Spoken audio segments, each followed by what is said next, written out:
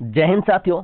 आज की वीडियो हम बात करने वाले हैं कि कंप्यूटर आया कहाँ से, कंप्यूटर सब कहाँ से आया है, आपके कंप्यूटर के जनक कौन है, कंप्यूटर हिस्ट्री कौन सी है, हिस्ट्री कौन सा जनरेशन कौन सी है, तब इसके बारे में आज बात करने वाले हैं। तो दोस्तों, यदि आप नए हो तो चैनल को सब्सक्राइब करें और वीडियो को लाइक करें। अब हम अपने टॉपिक को शुरू करते हैं। देखो यार, सबसे पहले कंप्यूटर है। कंप्यूटर जो है वो लैटिन भाषा शब्द है। लैटिन भाषा के कंप्यूट शब्द से बना है। कंप्यूटर का मतलब होता है गणना करना, इसीलिए कंप्यूटर को हम संगणक या गणक कहते हैं। इसमें आ गया आपको कि कंप्यूटर लैटिन भाषा के कंप्यूटर शब्द से बना है। ये ध्यान रखना, यहाँ पर एक का बन गया। राइट, आगे बढ़ते हैं हम। नेक्स्ट क्या है, कंप्यूटर के जनक या पिता वो है चार्ल्स बेबेज। इनका जन्म कहाँ हुआ था? इंग्लैंड में। ये सवाल पूछता है कि इनका जन्म कहाँ था? इंग्लैंड में। ठीक है, इन्होंने बनाया था पहला डिफरेंस इंजन। कब? 1822 ईस्वी में। ये आपका डिफरेंस इंजन है, ये आप यहाँ देख पा रहे होंगे। नेक्स्ट, एनालिटिक इंजन इन्होंने बनाया था 1833 में। इसके बाद ही इन्होंने ये बनाया था एनालिटिक इंजन है। तो आपको समझ में आ गया होगा कि कंप्यूटर जनक कौन है? चार्ल्स बेबेज है। कहाँ से है? इंग्लैंड से। इनका जन्म इंग्लैंड से होता है और ये इंग्लैंड के ही है। आगे बढ़ते हैं हम। अब सवाल पूछता है कंप्यूटर का माता कौन है? तो है लेडी एडा लवलेस। राइट, इनको क्यों बोलते हैं कंप्यूटर की माता? क्योंकि इन्होंने कंप्यूटर के लिए पहला प्रोग्राम इन्होंने ही बनाया था, इसलिए इनको कंप्यूटर के माता के नाम से जानते हैं। आपको ध्यान रखना है, जब भी क्वेश्चन पूछे कंप्यूटर का माता क्या था, आपको ऑप्शन एक लेडी ऑप्शन जरूर मिलेगा। लेडी नाम से ऑप्शन मिलेगा। तो आपको ये ट्रिक है, यहाँ पर आप लेडी देखते ही आप उसको क्लिक कर दीजिएगा। आगे बढ़ते हैं कि कंप्यूटर की हिस्ट्री। देखो यार, जो सबसे पहला कंप्यूटर विश्व का वो है अबेकस, जो कि एक गणना मशीन है। और इसका सबसे पहले प्रयोग कहाँ होता है? बेबीलोन में, प्राचीन बेबीलोन में, जो आज चीन में है। राइट, तो सवाल पूछता है कि एबेकस का प्रयोग सबसे पहले कहाँ किया गया था, या सबसे पहला कंप्यूटर सबसे पहले कहाँ बना था? तो आपका चीन में है। राइट, इसका आविष्कारक कौन है? तो ट्रिम क्रेनमर। ये को ध्यान रखना है कि ट्रिम क्रेनमर इसके आविष्कारक हैं। आगे बढ़ते हैं। अब है आपका पास्कलाइन, प्रथम यांत्रिक कंप्यूटर, यानी पहला मैकेनिकल कंप्यूटर। ये पास्कलाइन कैलकुलेटर है, आप यहाँ पर चित्र में देख पाएंगे। और ये केवल जोड़ या घटाव यानी प्लस या माइनस नहीं कर सकता था। और इसके जो आविष्कारक है वो कौन है? Blaise Pascal. ये को ध्यान रखना है। आगे बढ़ते हैं हम। आपका मार्क 1 कंप्यूटर, ये 1960 में बनना शुरू हुआ था और 1944 में बन गया था। ये इसको बनाया किसने था? तो IBM। इसका पूछता फुल फॉर्म, इसका फुल फॉर्म है इंटरनेशनल बिजनेस मशीन। इसका फुल फॉर्म है IBM का, आप नोट कर लेना, इंटरनेशनल बिजनेस मशीन। तो IBM का सहयोग और हार्वर्ड एकेन के निर्देशक में ये विकसित हुआ था। इसका ये जो कंप्यूटर है, ये है first automated mechanical electrical computing machine, यानी कि पहला ये वैद्युत और यांत्रिक मशीन है ये। ठीक है, आगे बढ़ते हैं हम। इनियाक बहुत इंपॉर्टेंट है। ये कब बना था? 1946 में। इसको बनाया किसने था? JP एकर्ट और जॉन मॉचली ने। इसका फुल फॉर्म क्या है? Electronic numerical integrator and computer. देखो यार, कंप्यूटर सब्जेक्ट में आपका फुल फॉर्म बहुत ज्यादा इंपॉर्टेंट है। आपको कोई भी एग्जाम हो, फुल फॉर्म तो आना ही कंप्यूटर से। इस चीजें हैं, यहाँ पर देख पाएंगे इनियाक यहाँ पर लिखा भी है कि ये इनियाक है। इनियाक कंप्यूटर ही है। ये पहला इलेक्ट्रॉनिक डिजिटल कंप्यूटर था ये। ठीक है, ये पहला डिजिटल कंप्यूटर है। इसमें स्टोरेज नहीं था और इसमें ये चलता था वैक्यूम ट्यूब पर। ठीक है, आगे बढ़ते हैं हम। इसके बाद बना था एडवैक। इसका फुल फॉर्म क्या है? Electronic discrete variable automatic computer. Right, ये कब बना? 1944-1948 में JP एकर्ट और डॉक्टर न्यूमैन ने बनाया था इसको। इसमें फैसिलिटी थी कि इसमें स्टोरेज की फैसिलिटी इसमें थी। आप यहाँ पर चित्र देख पाएंगे, यहाँ पे एडवैक कंप्यूटर है। आगे बढ़ते हैं। यह है यूनिवैक। इसको बना था 1951 में जॉन मॉचली और जॉन प्रीपर एकर्ट ने। इसका फुल फॉर्म है यूनिवर्सल ऑटोमेटिक कंप्यूटर। ठीक है, ध्यान रखना, यहाँ पर ये पहला बिजनेस कंप्यूटर है, ये पहला व्यापारिक कंप्यूटर है। यूनिवैक क्वेश्चन पूछता है, वो ध्यान रखने को आप 4 मार्क्स मार लीजिए। आगे बढ़ते हैं हम।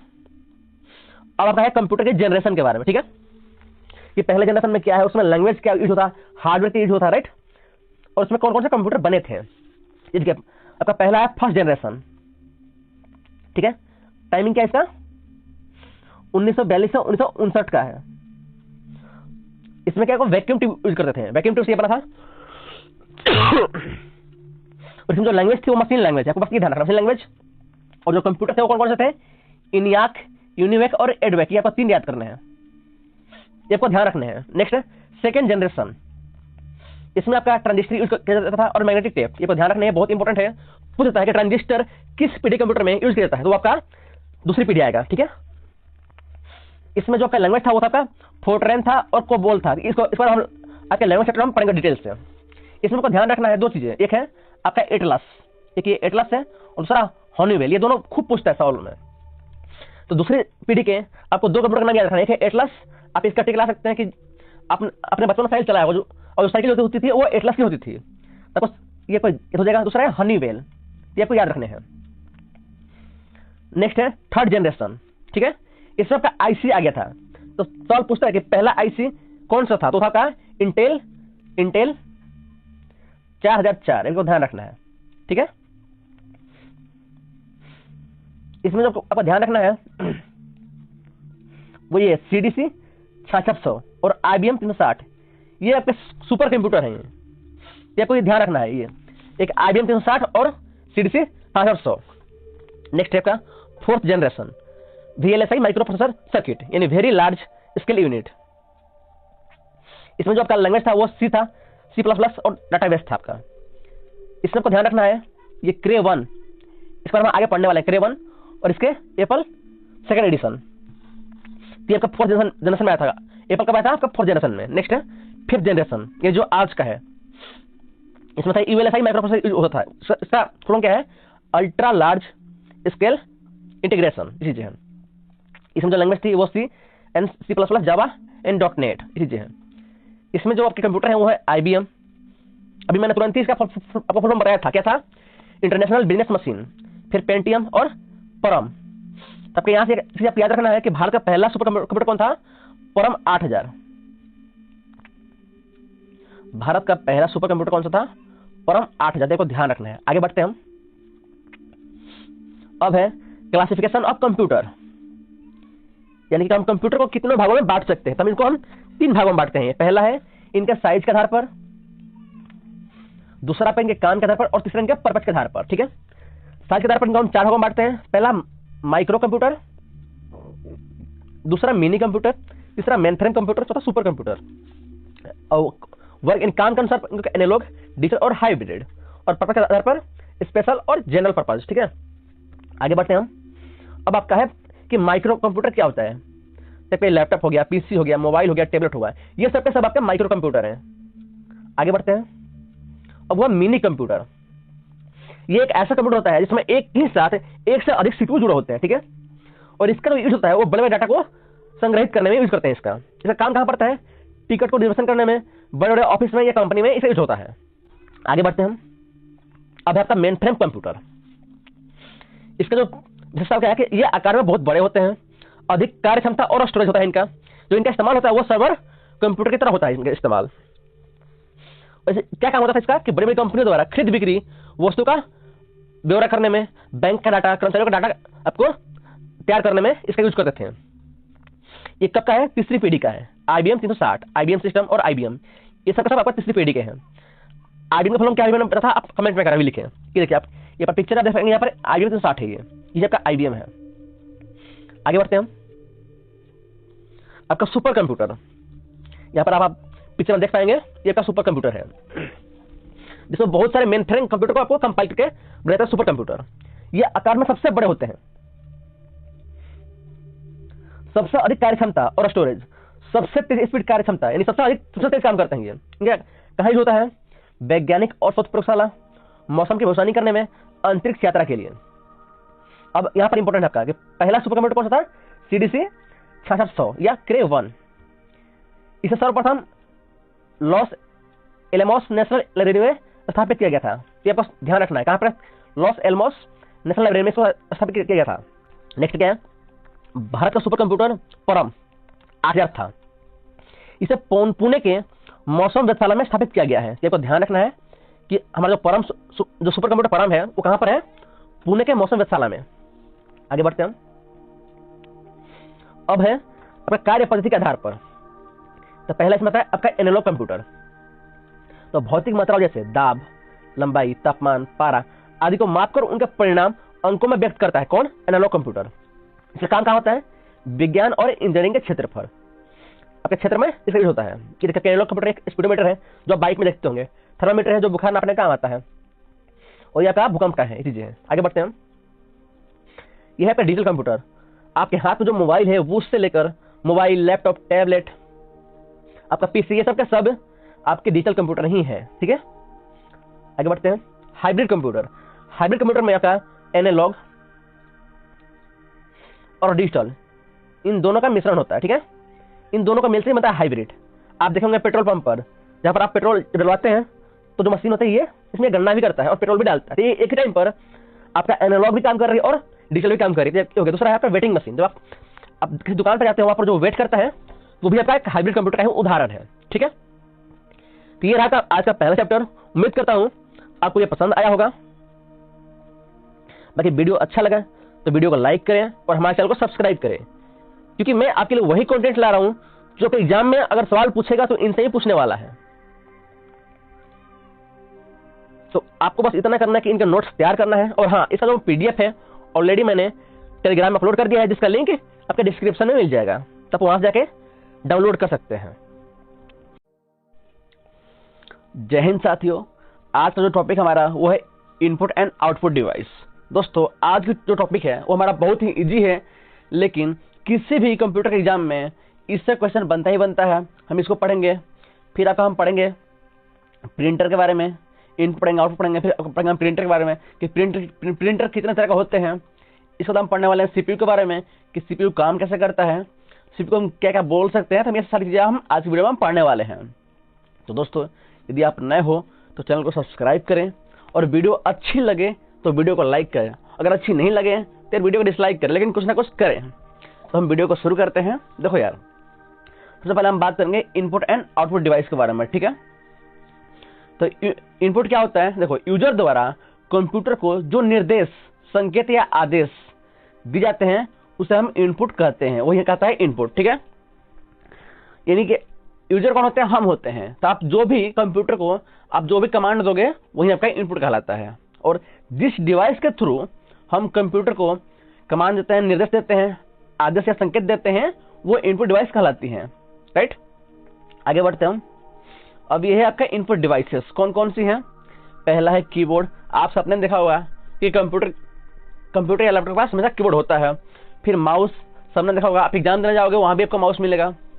फिर माइक्रोफोन, यानी कि जिससे हम बात करते हैं। फिर जॉयस्टिक, आपका ये रहा जॉयस्टिक, ये गेमिंग में काम आता है। फिर ओसीआर, ऑप्टिकल कार्ड रीडर, आपका ये रहा ओसीआर। फिर ओएमआर, यानी कि आपने अगर ओएमआर सीट भरी होगी तो उसको चेक ऐसे ही करते हैं। नेक्स्ट है बारकोड रीडर, ये बारकोड भी रीड करता है। फिर मॉनिटर, मतलब कि जो पीसी का जो सिस्टम होता है आपका, ये मॉनिटर, यही आपका मॉनिटर है। फिर ग्राफिक टैबलेट, फिर पेन टैब होता है, और प्रिंटर। तो ये आपके इनपुट डिवाइस हैं। मतलब इनपुट वो डिवाइसेस हैं जिनसे हम कंप्यूटर को कमांड दे सकते हैं। जैसे आप कीबोर्ड से आप टाइप कर सकते हो, माउस से आप कोई भी ऑप्शन क्लिक कर सकते हो, ऐसी चीजें। आगे बढ़ते हैं हम। अब है आपका आउटपुट डिवाइस। तो देखो यार, आप जो भी कमांड दोगे तो कंप्यूटर प्रोसेसिंग करेगा, उसके बाद जो आपको आउटपुट देगा वो आप किस माध्यम से ले सकते हो। तो वो है आपका पहला मॉनिटर, जो क्या पाएंगे, ये मॉनिटर है। फिर स्पीकर, ये रहा स्पीकर। प्रोजेक्टर, यानी कि आप किसी पर्दे के द्वारा आप उस फिल्म को आप देख सकते हो। फिर आपका प्लॉटर है, ये रहा प्लॉटर। प्लॉटर प्रिंटर की तरह ही काम करता है, बस इसमें फर्क ये होता है कि जो प्लॉटर होता है ये बहुत बड़े बड़े साइज के, जैसे आपने इलेक्शन में बैनर देखा होगा, है ना, तो वो सारे बैनर ये सब ये प्लॉटर ही प्रिंट करते हैं। वो प्रिंटर में नहीं होता, क्योंकि प्लॉटर बड़े साइज की इमेज को प्रिंट करने के लिए बनाया गया है। नेक्स्ट आपका टीवी, फिर हाँ प्रिंटर। आगे बढ़ते हैं। हाँ, एक बात और, मैंने 11 लिखे हैं, लेकिन 11 में 2 आपका इनपुट डिवाइस नहीं है। आप बताओ कि इन 11 में से कौन 2 इनपुट डिवाइस नहीं है? वो इनपुट नहीं, आउटपुट डिवाइस है। तो कौन कौन सी वो आउटपुट डिवाइस है, आप कमेंट करो। आगे बढ़ते हैं हम। और आपका है प्रिंटर। तो प्रिंटर क्या करता है कि आपका मान लीजिए कोई पेज है जिसको आप प्रिंट करना चाहते हो, तो आप सिंपल मशीन में डालोगे और वो आप उसकी एक हार्ड कॉपी को निकाल दे देगा। तो सिंपल, ये एक आउटपुट डिवाइस है जो हार्ड कॉपी में आपको प्रिंट करता है। इसका उपयोग क्या होता है? टेक्स्ट को, डॉक्यूमेंट को या इमेज को पेपर पर प्रिंट करने के लिए इसका यूज होता है प्रिंटर को। ठीक है, और ये ब्लैक एंड व्हाइट में प्रिंट कर सकता है या कलर में प्रिंट कर सकता है। इतना तो आप सब जानते ही जानते हैं। अब यहां से अपने क्वेश्चन बनते हैं कि प्रिंटर कितने तरह के होते हैं? दो तरह के होते हैं। पहला है इम्पैक्ट प्रिंटर और दूसरा है नॉन इम्पैक्ट प्रिंटर। ठीक है, ये दो तरह के प्रिंटर होते हैं, पहला है इम्पैक्ट, दूसरा नॉन इम्पैक्ट।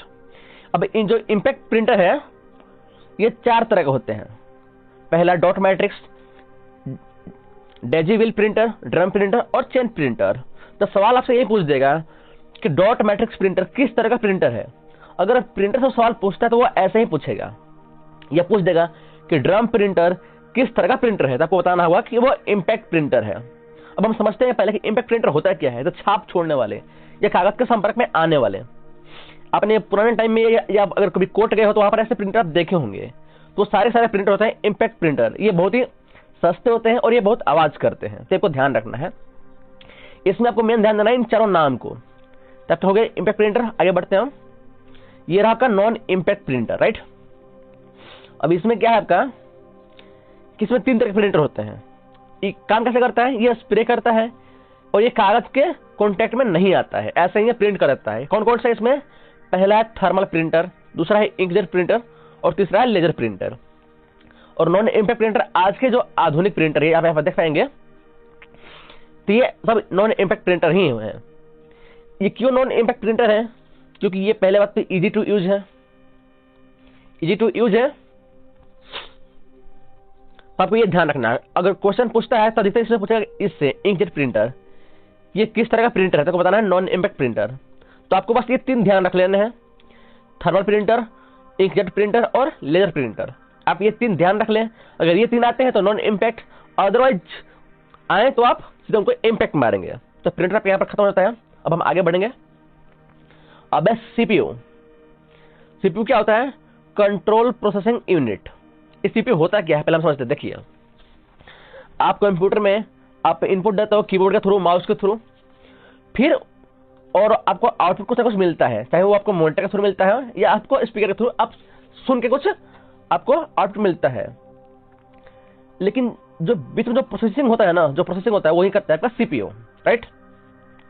इसका फुल फॉर्म क्या है? Control processing unit.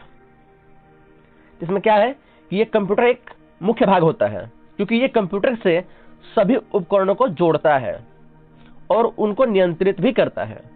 कंप्यूटर जो भी काम करता है वो सीपीयू में ही होता है, इसलिए इसे कंप्यूटर का दिमाग या मस्तिष्क भी कहते हैं। तब क्लियर हो गया कि कंप्यूटर में जितना भी काम करते हो, चाहे आप कैलकुलेशन करो, चाहे आप उसमें पेंटिंग करो, चाहे आप उसमें वीडियो बनाओ, जो भी कुछ भी करो, वो सारा जो प्रोसेस होता है वो होता है आपका सीपीयू में। ठीक है, अब यहाँ पर ध्यान आपको और भी देना है। यहाँ से एक सवाल बनता है कि यहाँ पर आपको अगर इनपुट को प्रोसेस करेगा तो आउटपुट मिलता है। अब सवाल आता है कि यहाँ पर डेटा, कि डेटा का प्रोसेस करने पर क्या मिलता है, तब यहाँ पर ऑप्शन मिलेगा इंफॉर्मेशन। इंफॉर्मेशन मिलेगा आपको, और वहां ऑप्शन में आउटपुट भी मिलेगा। तब ध्यान रखना है यहाँ पर इंफॉर्मेशन ही मारना है।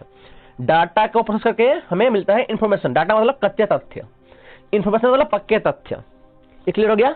इसको ध्यान रखना है, ये एक नंबर का कंफर्म हो जाता है। यहां से आगे बढ़ते हैं हम।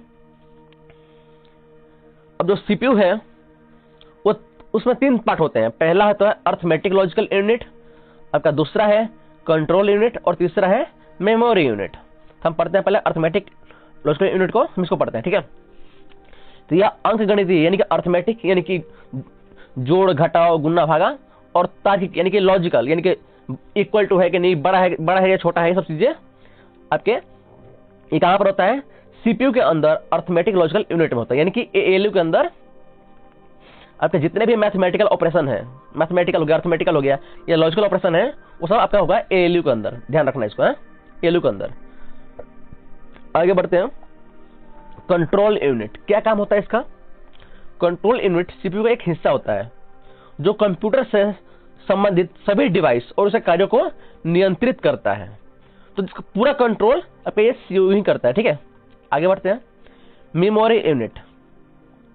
मेमोरी यूनिट कंप्यूटर का वो हिस्सा है जिसका इस्तेमाल डेटा, निर्देश और सूचना को स्टोर करने में किया जाता है। तो आपको ध्यान में रखना है, आपको 2 तरह के यहाँ पर मेमोरी होती है। पहला है प्राइमरी मेमोरी, दूसरा है सेकेंडरी मेमोरी। तो हम इनके बारे में कल डिटेल में पढ़ने वाले हैं कि मेमोरी चैप्टर को आराम से। कि प्राइमरी मेमोरी में कौन कौन सी होती है, सेकेंडरी मेमोरी कौन कौन सी होती है, रैम क्या होता है, रोम क्या होता है ना। अच्छा, ये रैम क्या होता है, रैम क्या होता है, रोम क्या होता है, रैम क्या होता है, रोम क्या होता है, फिर कैशे मेमोरी क्या होती है, फिर आपका रजिस्टर मेमोरी क्या होती है, हम ये सब आपको कल की वीडियो में पढ़ने वाले हैं। तो कल जैसे ही वीडियो आए आप तुरंत क्लिक करना, और साथ में हम ये पढ़ेंगे इसमें कि आपके 1 MB में कितने केबी होते हैं, आपके कितने केबी होते हैं, 1 गीगाबाइट यानी 1 GB में कितने केबी होते हैं, सबसे बड़ी यूनिट कौन सी होती है, सबसे छोटी यूनिट कौन सी होती है। तो जितना भी मतलब मेमोरी के पार्ट्स हैं उन सबको कल पढ़ने वाले हैं। तो मैं फिर से रिवीजन कराता हूं आपका।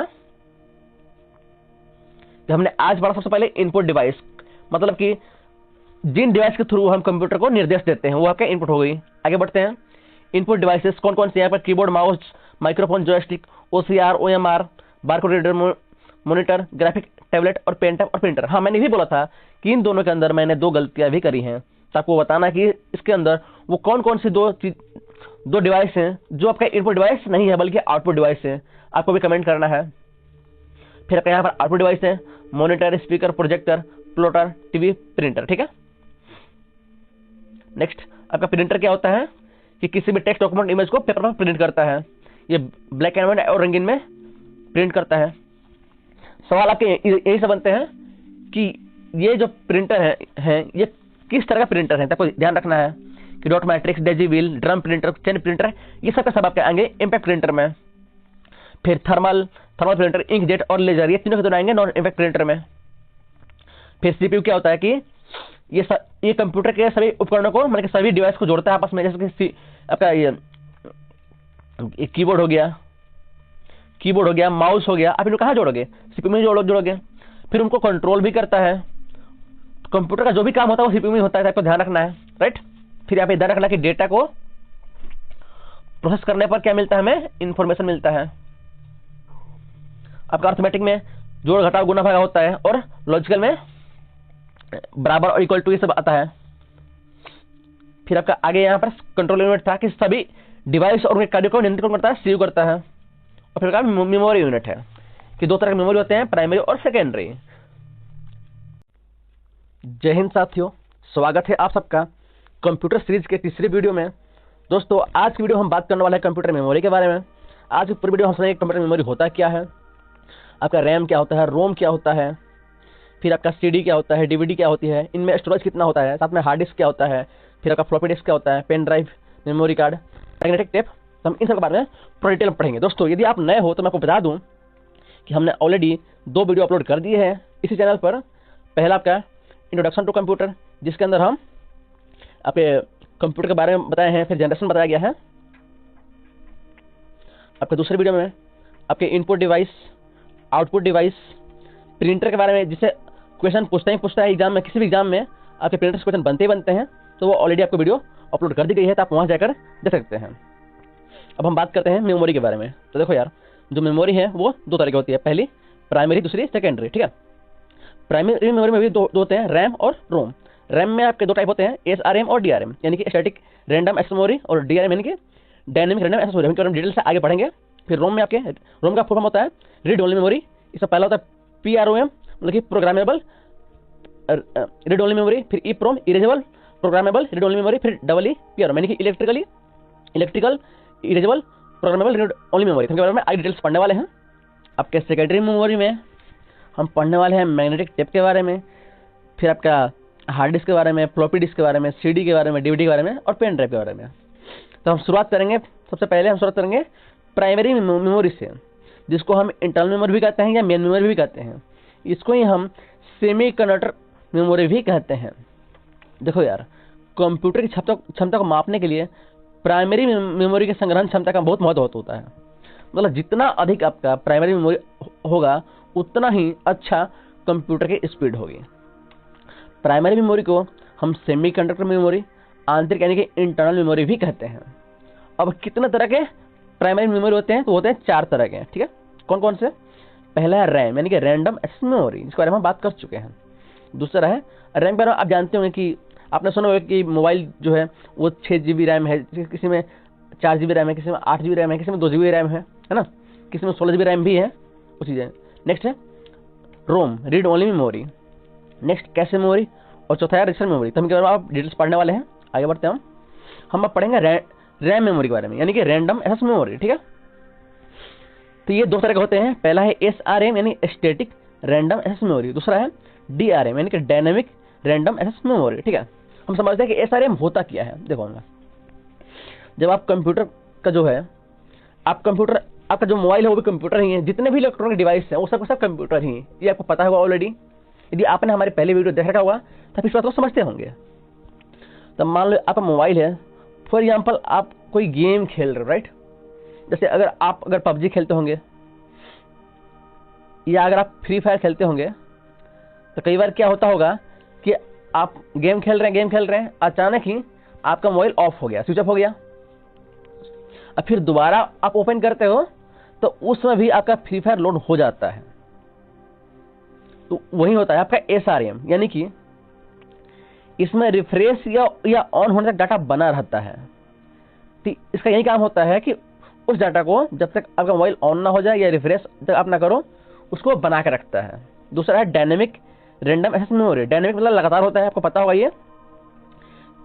इसलिए इसको डाटा को बनाए रखने के लिए इसको बार बार रिफ्रेश करना पड़ता है। वर्तमान में इसका अधिक प्रयोग होता है। ठीक है, और ये DDR यानी डबल डाटा रेट के नाम से प्रयोग होता है। ये आपको ध्यान रखना है, ये सारे टर्म आपको ध्यान रखना है।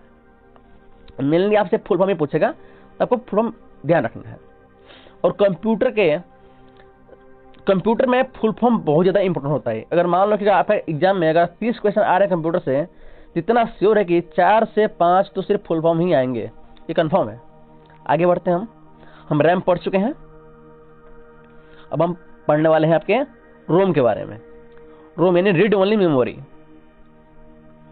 अब रोम क्या होता है कि आप इसको सिर्फ पढ़ सकते हो, आप इसमें कुछ बदलाव नहीं कर सकते हो। इसलिए अब इसमें आपके 3 तरह के टाइप होते हैं, पहला PROM, दूसरा EPROM, तीसरा EEPROM। ठीक है, तब समझते हैं कि प्रोम क्या है, यानी PROM क्या होता है, प्रोग्रामेबल रीड ओनली मेमोरी। मतलब कि इसमें क्या है कि सिर्फ आप एक बार प्रोग्राम लिख सकते हैं। मतलब कि आपका मोबाइल है या आपके पास कोई PC है, तो आप उसके लिए सिर्फ एक बार प्रोग्राम यानी एक बार आप कोडिंग कर सकते हो और वही आपका परमानेंट हो जाता है। ठीक, आपका परमानेंट हो गया, फिर आप उसको बदल नहीं सकते हो, उसी के अनुसार आपको हमेशा काम करना पड़ेगा। राइट, तो ये आपका क्या हो गया, प्रोम हो गया। अब हम बात करते हैं आपके EPROM, मतलब कि erasable programmable read only memory. इसमें क्या है कि आप प्रोग्राम को बार बार मिटाकर लिख सकते हो, यानी कि आप जैसे चाहो, जिस तरह से चाहो, उस तरह का प्रोग्राम आप लिख सकते हो और उसको आप दोबारा से परमानेंट भी कर सकते हो। राइट, मान लीजिए कि आपने किसी को सेव कर दिया, परमानेंट हो गया, आप चाहते हो कि नहीं यार मुझे किसी और डिजाइन में चाहिए, तो आप उसको दोबारा से भी लिख पाओगे। ये आपका होगा EPROM में। लास्ट है आपका EEPROM, यानी कि electrically erasable programmable read only memory, अर्थात इसमें इलेक्ट्रिकली बदल जाता है, मतलब कि आप इलेक्ट्रिक के माध्यम से बदलते हैं, इसलिए इसको हम फ्लैश मेमोरी भी कहते हैं। तो आपको ध्यान रखना है, फ्लैश मेमोरी भी आपके प्राइमरी मेमोरी का ही पार्ट होता है, जो रोम के अंदर आता है, रीड ओनली मेमोरी के अंदर आता है। आगे बढ़ते हैं हम। अब आपका कैशे मेमोरी, ये कैचे नहीं है, ये कैशे होता है, ध्यान रखना, इसको बोलता है कैशे। कैशे मेमोरी ये CPU और प्राइमरी मेमोरी के बीच कनेक्शन का काम करती है। इसकी जो साइज है वो 256 से 4 MB तक होती है। ये आपको ध्यान रखना है, साइज पूछता है सवाल। तो कैशे मेमोरी हो गया। आगे बढ़ते हैं हम। अब आपका है ये प्राइमरी मेमोरी का लास्ट, यानी कि रजिस्टर। रजिस्टर एक छोटी मेमोरी होती है जो CPU के अंदर होती है और करंट ऑपरेशन को स्टोर करती है। इसकी जो साइज होती है वो कुछ KB में होती है, ये बाइट से लेकर कुछ किलोबाइट यानी KB तक हो सकती है। अब हम बात करते हैं मेमोरी क्षमता यानी कि स्पीड के बारे में, कि सबसे अधिक स्पीड किस मेमोरी की होती है, क्या रैम की होती है, रोम की होती है, या कैशे मेमोरी की होती है, या रजिस्टर की। सबसे अधिक स्पीड जो होती है वो होती है रजिस्टर के बारे में। सबसे अधिक जो स्पीड होती है वो होती है रजिस्टर की होती है। इसके बाद आता है कैशे मेमोरी, फिर आता है रैम और फिर आता है रोम। यदि ऑप्शन में रजिस्टर नहीं दिया गया हो, यदि ऑप्शन में आपका रजिस्टर ना मिले तो आप कैसे मेमोरी मारेंगे? नहीं तो आपको हमेशा रजिस्टर ही मारना है, ये आपको ध्यान रखना। और ये क्वेश्चन पूछता है तो आपको याद होने चाहिए ये चीजें। आगे बढ़ते हैं हम अब। द हियरआर्की ऑफ डाटा, यानी कि क्रम के अनुसार डाटा कि कौन छोटा है कौन बड़ा है, और इसका सवाल सिर्फ इसी फॉर्मेट में पूछता है। देखो यार, इसको याद करने का मेरे पास एक ट्रिक है। पहले क्या है, आप जानते हो सबसे छोटी इकाई जो है बीट होती है। बीट में क्या होता है, आपका 0 या 1 होता है। ये बाइनरी नंबर है तो ये 0 या 1 होता है, ये आपका बीट होता है। और जब 8 बाइट मिलती है, जब आपका 8 बीट मिलती है, 8 बीट, तब बनता है 1 बाइट। ठीक है, तो ये तो आपको समझ में आ गया कि बीट से बड़ा होता है बाइट। अब देखो यार, बाइट से बड़ा होता है फील्ड, अब फील्ड से बड़ा होता है रिकॉर्ड, रिकॉर्ड से बड़ा होता है फाइल, फाइल से बड़ा होता है डीबी। अब इसको याद कैसे करेंगे? तो देखो ट्रिक क्या है, आप इन दोनों जानते हो, ये आपको पता है। अब बाइट का आता है फील्ड, तो आपको फील्ड से याद करना है मैदान के बारे में, ग्राउंड के बारे में। आजकल आईपीएल खूब चल रहा है ना, अब आईपीएल देखते होंगे या नहीं देखते होंगे? आईपीएल खूब चल रहा है। आईपीएल में कहाँ खेलते हैं क्रिकेट? फील्ड के अंदर, राइट। अब फील्ड में जो प्लेयर है वो खेल रहे हैं, तो आपको कैसे देखने को मिलता है? आप टीवी देखते हो तो टीवी के कहाँ से मिलता है? पहले उसको रिकॉर्ड करना पड़ता है ना। जब फील्ड मैच चल रहा है तो उसको रिकॉर्ड करेंगे, तभी तो आपके पास आएगा। अब रिकॉर्ड करेंगे तो जब रिकॉर्डिंग को सेव करेंगे तो वो बनेगा फाइल। अब उस फाइल को आप डीबी में देख पाएंगे। हम यहाँ पर डीबी, टीवी को यहाँ पर डीबी कहेंगे, ठीक है। अब फिर से रिपीट करते हैं। बीट आपको पता है कि सबसे छोटी बीट होती है, इससे बड़ा बाइट होता है। अब बाइट से बड़ा आपका फील्ड होगा, यानी कि आईपीएल का मैदान हो गया आपका, राइट। अब फील्ड, अब प्लेयर खेल रहे हैं तो उनको रिकॉर्ड करेंगे तो ये बड़ा होगा। अब रिकॉर्ड करेंगे तो फिर सेव करेंगे, यानी इसका बाद का प्रोसेस है, ये और बड़ा हो गया फाइल। अब फाइल जब हो गया तब उसको हम लाइव देखेंगे, तो लाइव आपका टीवी में देखेंगे, तो ये आपका डीबी हो गया। तो ये आपका ट्रिक है, तो आप इसको ऐसे याद कर सकते हो। और मैं फिर बोल रहा हूँ, क्वेश्चन इसी फॉर्मेट में आता है। वो किसी 4 को दे देगा, आपको इन 4 को दे देगा, आपको इन 4 को दे देगा, 4 को। आप पहले कर देगा रिकॉर्ड को, ये कर रहा है रिकॉर्ड, फिर आपका कर देगा बाइट, फिर कर देगा आपका फील्ड। आप पूछेगा कौन सही है, तो आपको हमेशा ये फॉर्मेट ध्यान रखना है। मैंने ट्रिक बता दिया कि सबसे छोटे होता है बीट, फिर बाइट, फिर फील्ड, फिर फील्ड में हम रिकॉर्ड करेंगे, रिकॉर्ड को फिर हम फाइल में सेव करेंगे, फिर टीवी पे देख लेंगे, ठीक है। ये पर ध्यान रखना है ये, और ये बहुत इंपॉर्टेंट है, इसलिए मैं इसमें टाइम दे रहा हूँ इतना। आगे बढ़ते हैं। अब हमने अब तक पूरी प्राइमरी मेमोरी पढ़ चुकी है, अब हम पढ़ रहे हैं सेकेंडरी मेमोरी के बारे में। सेकेंडरी मेमोरी ये आपका 2 तरह का होता है सेकेंडरी मेमोरी। पहले होती है फिक्स सेकेंडरी मेमोरी, यानी ऐसा सेकेंडरी मेमोरी जो फिक्स होती है, जिनको आप बार नहीं निकालते हो, हमेशा उसके अंदर रहती है। वो होती है आपका हार्ड डिस्क ड्राइव, यानी एचडीडी। इसकी जो साइज होती है वो होती है 256 जीबी, 512 जीबी, 1024 जीबी, तो इसकी साइज होती है। और ये अगर आपने कभी लैपटॉप या इसे चलाया होगा तो आपको ये पता होगा कि हार्ड डिस्क जितनी ज़्यादा होगी उसकी स्पीड उतनी अच्छी होती है। अब इसके बाद आपका आया है एसएसडी, इसका फुल फॉर्म है सॉलिड स्टेट ड्राइव, और ये जो है वो हार्ड डिस्क ड्राइव से फास्ट होता है। अगर आप 2008 2010 से पहले के कंप्यूटर, अगर आपके पास लैपटॉप कहीं मिल जाता है तो उनमें हार्ड डिस्क ड्राइव होता है, लेकिन आज जो कंप्यूटर है, जो लेटेस्ट कंप्यूटर है, उनमें एसएसडी का ही यूज होता है। तीसरा है इंटरनल फ्लैश मेमोरी, जो हम ऑलरेडी पढ़ चुके हैं। आगे बढ़ते हैं। आपके सेकेंडरी मेमोरी में दूसरा है रिमूवेबल सेकेंडरी मेमोरी, यानी हमने पहले पढ़ा जो फिक्स है, जिसको हम बार नहीं निकालते हैं। अब है जिनको हम बार निकाल देते हैं, उसको बोलते हैं रिमूवेबल। इसमें कौन कौन से है? पहला है आपका सीडी, जो यहाँ पर है सीडी। यहाँ पर हम देखते हैं सीडी क्या है, किस कंपनी का? सोनी की है सीडी। आप सीडी है 700 MB इसकी साइज है। तो सेम यहाँ भी सीडी का फुल क्या होता है?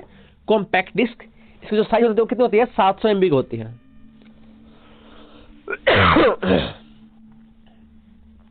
और 1.6 लाख माइक्रोन लाइन स्पेस होता है इसमें, ये को ध्यान रखना डाटा। और 1.2 mm थिकनेस होती है। हम सीडी पढ़ लिए, अब आते हैं हम डीवीडी के बारे में, ठीक है। ये आपका डीवीडी है। डीवीडी का फुल क्या होता है? डिजिटल वर्सेटाइल डिस्क, ठीक है। ये 2 तरह की होती है, सिंगल लेयर और डबल लेयर। सिंगल लेयर में आपका जो स्टोरेज होता है 4.7 GB, और जो डबल लेयर है इसमें जो आपका स्टोरेज है वो है 8.5 GB। तो आपको ध्यान रखना है, ये सवाल पूछता है सीधा। इसके बाद आपका है फ्लॉपी डिस्क। अब देखो यार, फ्लॉपी डिस्क में 3 तरह की डिस्क होती है फ्लॉपी डिस्क। पहला है 8 इंच का, इसकी जो साइज होती है वो 80 से 120 के बीच में होती है। दूसरा है 5.25 इंच, इसकी जो स्टोरेज है वो है 360 KB से 1.2 MB तक। और तीसरा है 3.5 इंच, इसकी जो स्टोरेज कैपेसिटी वो है 730 KB से 1.44 MB। तो आपको जो ध्यान रखना है वो इन दोनों को ही ध्यान रखना है, इन दोनों को। इसमें सीधा सवाल पूछेगा कि फ्लॉपी डिस्क 3.5 इंच में स्टोरेज कितनी होती है, तो आपको ऑप्शन मिलेगा 1.44 GB, उसको आपको टिक कर देना है। फिर 5.25 वाले में 1.2 MB। देखो ध्यान रखना है, देखो यहाँ पर साइज छोटा है तो स्टोरेज कैपेसिटी बढ़ रही है, आपको ध्यान रखना है। आगे है ब्लू रे डिस्क, है ना। ब्लू रे डिस्क ये क्या काम करता है, HD वीडियो को सेव करने में इसका यूज होता है ब्लू रे डिस्क को। आगे देखते हैं, ये है आपका मैग्नेटिक टेप। ये क्या होता है, तो आपने पुराने जमाने के जो रेडियो होते हैं जिनमें हम कैसेट लगता था, कैसेट जिनमें रील होते थे ना, आपके ध्यान होगा ये आपका कैसेट है, जो रील लायक हम गाना सुनते थे, तो ये आपका मैग्नेटिक टेप था। और जो इसकी जो स्टोरेज कैपेसिटी है वो आपका 17 MB से लेकर 10 TB तक होती है। अब ये TB क्या होता है, GB क्या होता है, MB क्या होता है, वो हम आगे पढ़ने वाले हैं, तो हम उसके बारे में डिटेल में पढ़ लेंगे, ठीक है। नेक्स्ट है पंच कार्ड। यदि आपने मेरी पहली वीडियो देखी होगी या आपने कंप्यूटर का बेसिक इंट्रोडक्शन ऑफ कंप्यूटर पढ़ा होगा, तो उसमें एक वर्ड आता है पंच कार्ड।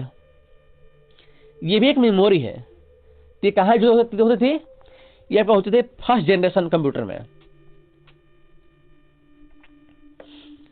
जो कंप्यूटर जो आपका वैक्यूम ट्यूब पर चलते थे जो कंप्यूटर, यानी कि आपने नाम सुना होगा इनियाक, एडवैक, यूनिवैक, उन सब में पंच कार्ड का यूज होता था। ये आपको ध्यान रखना है, पूछ देगा सवाल कि पंच कार्ड मेमोरी किस जनरेशन में यूज होते थे, ये किस पीढ़ी में यूज होती थी, तो वो आपका पहली पीढ़ी आएगा आपका आंसर, आपको ध्यान रखना है।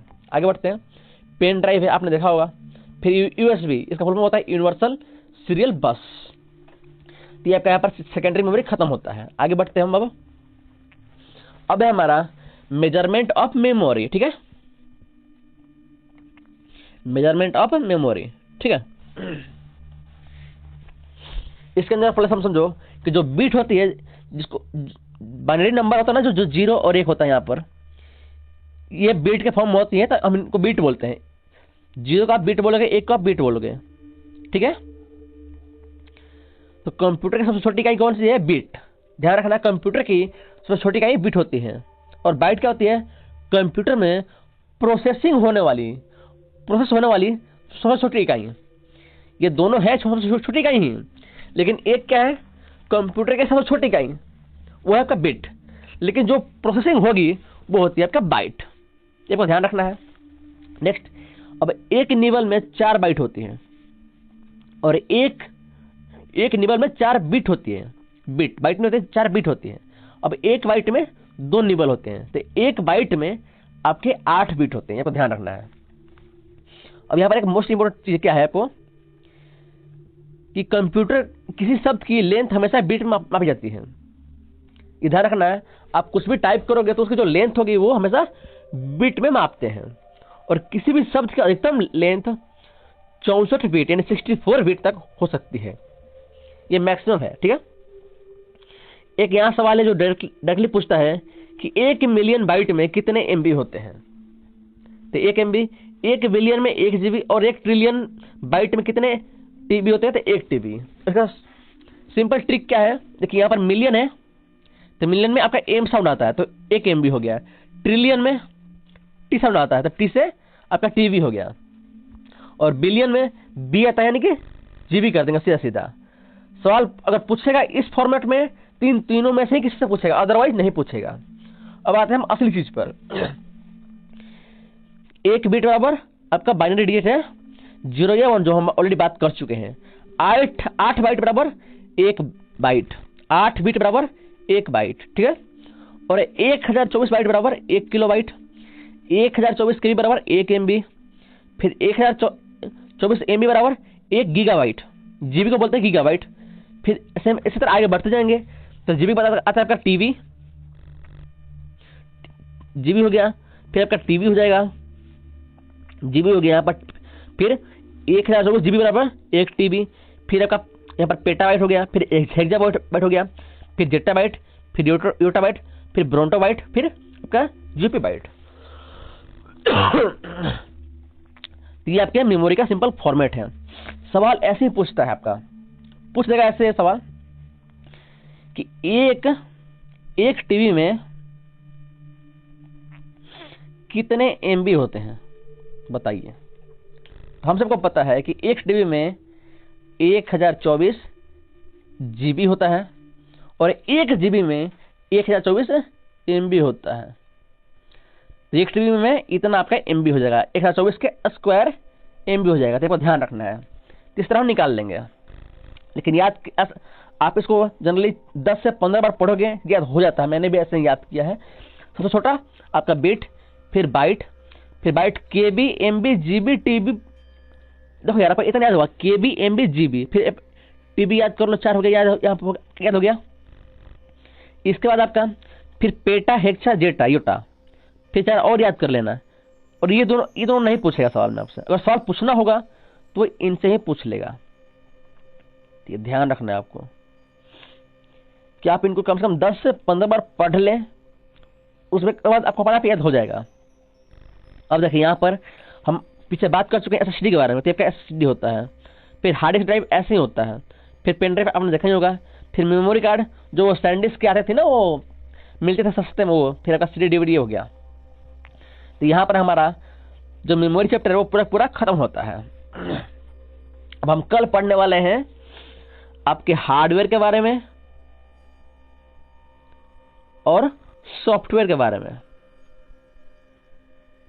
हार्डवेयर मतलब कि जिसको हम छू सकते हैं, सॉफ्टवेयर मतलब कि जिसको हम छू नहीं सकते हैं, लेकिन जो काम करने के लिए बहुत इंपॉर्टेंट होते हैं सॉफ्टवेयर, हम वो पढ़ने वाले हैं।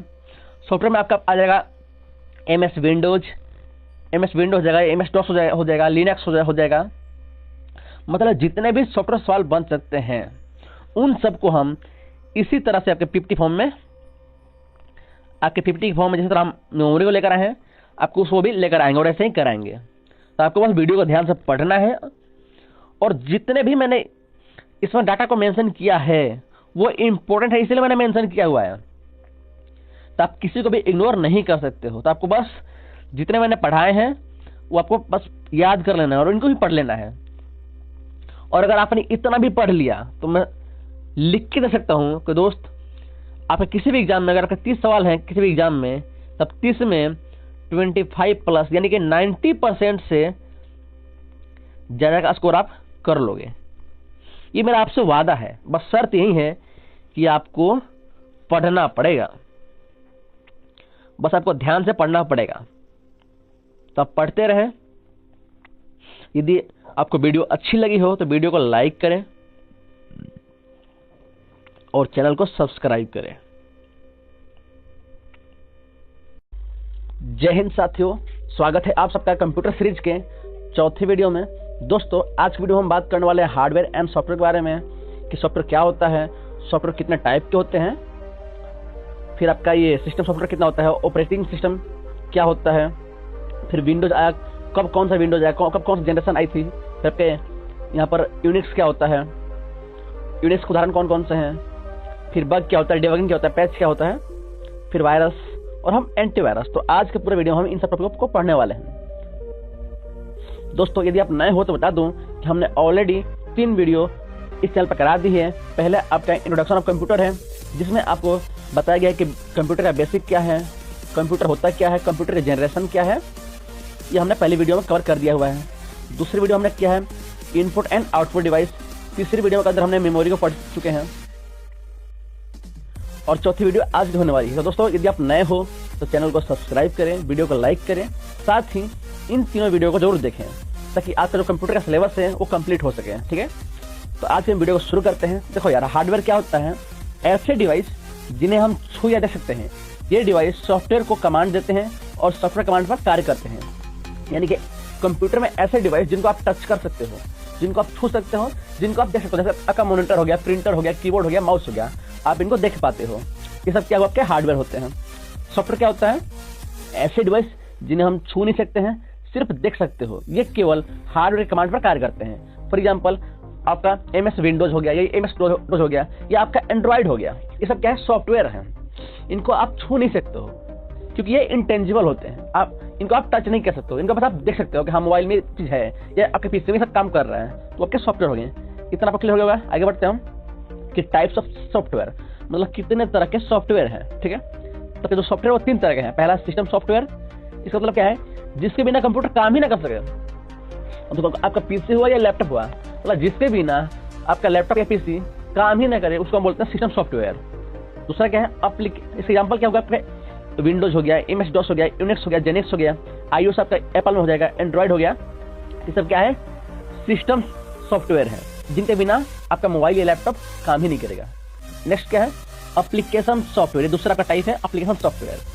ये क्यों होता है? यूजर की सुविधा के लिए होता है। फॉर एग्जाम्पल MS वर्ड हो गया, MS एक्सेल हो गया, फिर आपका मान लीजिए कि आपको पेंटिंग करना था, पेंट का हो गया MS पेंट। दोस्तों यहाँ से एक सवाल ये पूछता है कि विंडो 10 जो कंप्यूटर का जो नई विंडो आई है 2015 में, विंडो 10 आई है, इसमें इस पेंट को क्या नाम करते हैं? पेंट किस नाम से है? ये है पेंट 3D के नाम से, आपको याद रखना है। पेंट 3D, विंडो 10 में पेंट को पेंट 3D के नाम से बनाया गया है, तो ध्यान रखना है। इससे क्वेश्चन पूछता है, इसलिए मैंने आप यहाँ पर बता दिया। ठीक है, अब होगा एप्लीकेशन सॉफ्टवेयर। या मान लो आप गेम खेल रहे हो, तो फ्री फायर खेल रहे हो, PUBG खेल रहे हो, या आप कोई किसी एप्लीकेशन पढ़ रहे हो, आपका RW एप्लीकेशन हो गया, या रैंकर गुरुकुल, या कहीं से पढ़ रहे हो, या फिजिक्स वाला है, तो सब क्या है? एप्लीकेशन है। ठीक क्यों होती है? आपकी यूजर की सुविधा के लिए होती है। क्या आप समझ होंगे? नेक्स्ट है यूटिलिटी सॉफ्टवेयर। ये क्या करता है? कंप्यूटर की क्षमता को बढ़ाता है। इसके एग्जाम्पल कौन हुआ? क्लीन मास्टर, PC मैनेजर, आपका फाइल मैनेजर। ये सब कंप्यूटर की जो क्षमता है उसको बढ़ाते हैं। आपको आपको समझ होंगे इसके बारे में। अब हम आगे बढ़ते हैं। टाइप्स ऑफ सिस्टम सॉफ्टवेयर, जो हमने यहाँ पर पढ़ा ना, सिस्टम सॉफ्टवेयर जिसके कंप्यूटर काम नहीं कर सकता है, वो कितने तरह के होते हैं। ठीक है, तो ये 2 तरह के होते हैं। पहला क्या होता है? ऑपरेटिंग सिस्टम, दूसरा ट्रांसलेटर। सबसे पहले पढ़ेंगे हम ट्रांसलेटर को। ठीक है, ये कितने 3 तरह के होते हैं, पहला, दूसरा और तीसरा। पहला क्या है? कंपाइलर। क्या मतलब है? कंपाइलर क्या समझते हैं? पूरे प्रोग्राम को बाइनरी लैंग्वेज में बदल देता है। अब देखो यहाँ पर जो बाइनरी लैंग्वेज है, इसको हम मशीन लैंग्वेज भी बोलते हैं। हिंदी में इसको हम मशीन भाषा बोलेंगे, मशीन लैंग्वेज। हम इसको लैंग्वेज शॉर्ट में पढ़ने वाले हैं। बाइनरी आपका 0 और 1 होता है, ये आपको ध्यान रखना है। ठीक है, तो कंपाइल क्या करता है? पूरे प्रोग्राम को बाइनरी लैंग्वेज में बदलता है, पूरे को। अब दूसरा क्या है? असेंबलर। ये सिर्फ असेंबली लैंग्वेज को बाइनरी लैंग्वेज में बदलता है। जो असेंबली लैंग्वेज है, ये दूसरी पुरानी भाषा है, पहली कौन है? बाइनरी भाषा है, बाइनरी यानी मशीन लैंग्वेज। तो असेंबली क्या है? असेंबली क्या करता है? असेंबली भाषा को बाइनरी भाषा में बदलता है। तीसरा क्या है? इंटरप्रेटर। ये क्या करता है? ये एक बार में सिर्फ एक लाइन को बाइनरी लैंग्वेज में बदलता है। यानी आप कुछ भी कोडिंग करोगे तो उस कोड का सिर्फ एक लाइन ही एक बार में बदलेगा। वो कौन है? इंटरप्रेटर है। आप समझ गए होंगे। आपको इन तीनों टर्म को ध्यान से पढ़ना है और इससे क्वेश्चन पूछता है, इसलिए मैंने इस PDF में आपको मेंशन किया हुआ है। आगे बढ़ते हैं। हमने यहाँ पर आपका ट्रांसलेटर पढ़ लिया, अब हम पढ़ेंगे ऑपरेटिंग सिस्टम के बारे में। ठीक है, आपका ऑपरेटिंग सिस्टम में पहला है MS DOS। इसका फुल फॉर्म होता है माइक्रोसॉफ्ट डिस्क ऑपरेटिंग सिस्टम। ठीक है, ये कब बना था? 1981 में लॉन्च हुआ था ये। ठीक है, ये TUI यानी टेक्स्ट यूजर इंटरफेस या CUI यानी कैरेक्टर यूजर इंटरफेस पर कार्य करता है। ये बहुत इंपॉर्टेंट पॉइंट है। ये सवाल पूछता है कि कैरेक्टर यूजर इंटरफेस या टेक्स्ट यूजर इंटरफेस के द्वारा किस ऑपरेटिंग सिस्टम से बात होती थी? तो है आपका MS DOS। आपको ध्यान रखना है। और क्या इसमें यह मल्टीमीडिया सपोर्ट नहीं करता था, यानी कि जैसे आज मल्टीमीडिया आपने सुना मल्टीमीडिया फोन जिसमें गाने बजते हैं, आप मूवी देख सकते हो या रिकॉर्डिंग कर सकते हो, तो ये मल्टीमीडिया हुआ। तो इसको ये सपोर्ट नहीं करता था। और इसकी दिक्कत क्या थी कि एक बार में सिर्फ आप एक ही विंडो खोल सकते थे। और दोस्तों ये टाइम है 1981 का, आप समझ सकते हैं। ये चीजें आपका ऑपरेटिंग सिस्टम समझ होंगे आप इसको, MS DOS को। अब नेक्स्ट है MS विंडोज। इस MS विंडोज को कौन लाया है? अब लाया है माइक्रोसॉफ्ट ने। अच्छा, इसी बात बताओ कि माइक्रोसॉफ्ट का फाउंडर कौन है? आपके वो है बिल गेट्स। ये आप समझते होंगे, ये आप जानते होंगे, बिल गेट्स आपके MS विंडोज के फाउंडर हैं। है ना। अभी कुछ दिन पहले ही वो डॉली चाय वाला, आप जानते होंगे उसको, अभी काफी फेमस हुआ था डॉली चाय वाला इनके साथ ही। तो खैर ये चीजें बातें होते रहेंगी। अब क्या बात है, एमएस जो विंडोज है ये 1983 में से घोषणा की गई थी कि हाँ अब ये लॉन्च होगा, और लॉन्च कब हुआ 1985 में। तो आपको टाइम याद रखना है 1985 में आपका एमएस विंडोज जो लॉन्च हुआ है। ये किस पर काम करता है, जैसे कि आपका एमएस जो डॉस है वो काम करता था टेक्स्ट यूजर इंटरफेस या कैरेक्टर यूजर इंटरफेस, और ये काम करता था ग्राफिक्स यूजर इंटरफेस, यानी कि ये ग्राफिक्स पर काम करता था एमएस विंडोज, ये ध्यान रखना है। और साथ ही इसमें आप एक ही टाइम में बहुत सारी विंडो भी ओपन कर सकते हो एमएस विंडोज में, आपको ध्यान रखना है। आगे बढ़ते हैं हम। अब है एमएस विंडोज कब कौन सा वर्जन आया, उस वर्जन में हमें क्या क्या ध्यान रखना है जिससे हमारे क्वेश्चन बनते हैं। तो जो पहला वर्जन आया था, जो मैं यहाँ पर पढ़ चुका ऑलरेडी, 1950 में लॉन्च हुआ था, वो था विंडो वर्जन 1.0। इसमें आपका कैलकुलेटर था, कैलेंडर था और एमएस पेंट था, ठीक है। फिर 1987 में विंडोज 2.0 आया, इसमें आपका मिनिमाइज मैक्सिमाइज का ऑप्शन था, इससे पहले ये ऑप्शन नहीं था।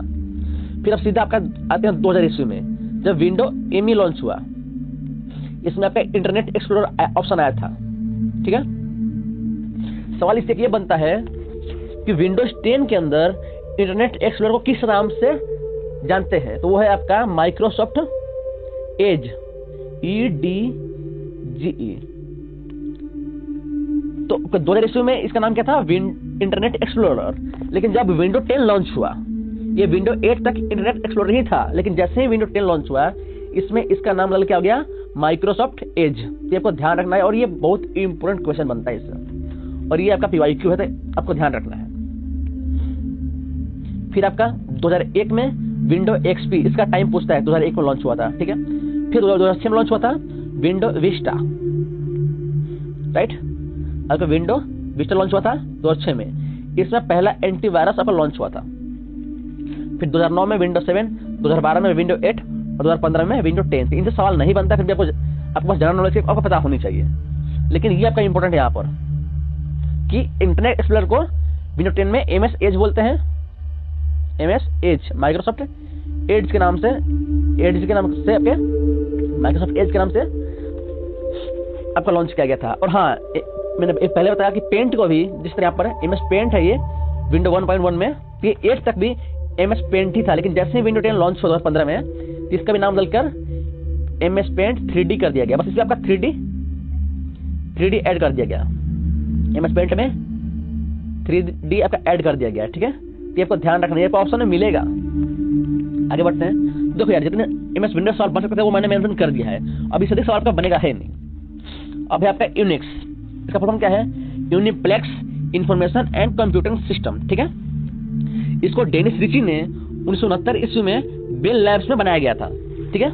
ये बेल लैब्स बहुत इंपॉर्टेंट है कंप्यूटर जर्नी में। इसको किसने बनाया था, डेनिस रिची ने, ठीक है। और ये क्लोज सोर्स ऑपरेटिंग सिस्टम है, यानी कि इसको आप ओपनली यूज नहीं कर सकते हो। अच्छा चलिए एक सवाल मैं आपसे पूछता हूँ, आप ये बताइए कि एमएस जो विंडोज है ये ओपन सोर्स आपका ओपन सोर्स ऑपरेटिंग सिस्टम है या क्लोज सोर्स ऑपरेटिंग सिस्टम है? अगर आपको पता है तब कमेंट करें, मैं आपको अगली वीडियो में इसका आंसर बताऊंगा। अगर आपको पता है कि एमएस विंडोज ओपन सोर्स है या क्लोज सोर्स, तो देखो यार एमएस जो विंडो है ये भी एक क्लोज सोर्स ऑपरेटिंग सिस्टम है, ये ओपन नहीं है। हालांकि मार्केट में आपको पता है कि हमारे इंडिया के लोग बहुत जुगाड़ू होते हैं, तो आपको इसकी पायरेटेड कॉपी तो मिल जाएगी, लेकिन ओरिजिनल के लिए आपको पेमेंट करना पड़ता है ना। तो पायरेटेड मिलती है लेकिन ये ओपन नहीं है, तो ध्यान रखना है। आगे बढ़ते हैं। ये क्लोज सोर्स है और ये 3 भाग से मिलकर बनता है। पहला कर्नल, दूसरा सेल, तीसरा प्रोग्राम। कर्नल काम क्या होता है, ये हार्डवेयर और सॉफ्टवेयर के बीच से काम करता है। सेल का काम करता है जो कमांड दिया गया है, जो कमांड आप देते हो। तो सबसे पहले हम ये समझते हैं कमांड आप कैसे दे सकते हो। तो देखो यार, कमांड आप दे सकते हो माउस के थ्रू, कीबोर्ड के थ्रू, है ना, या आप कीपैड के थ्रू दे सकते हो आप।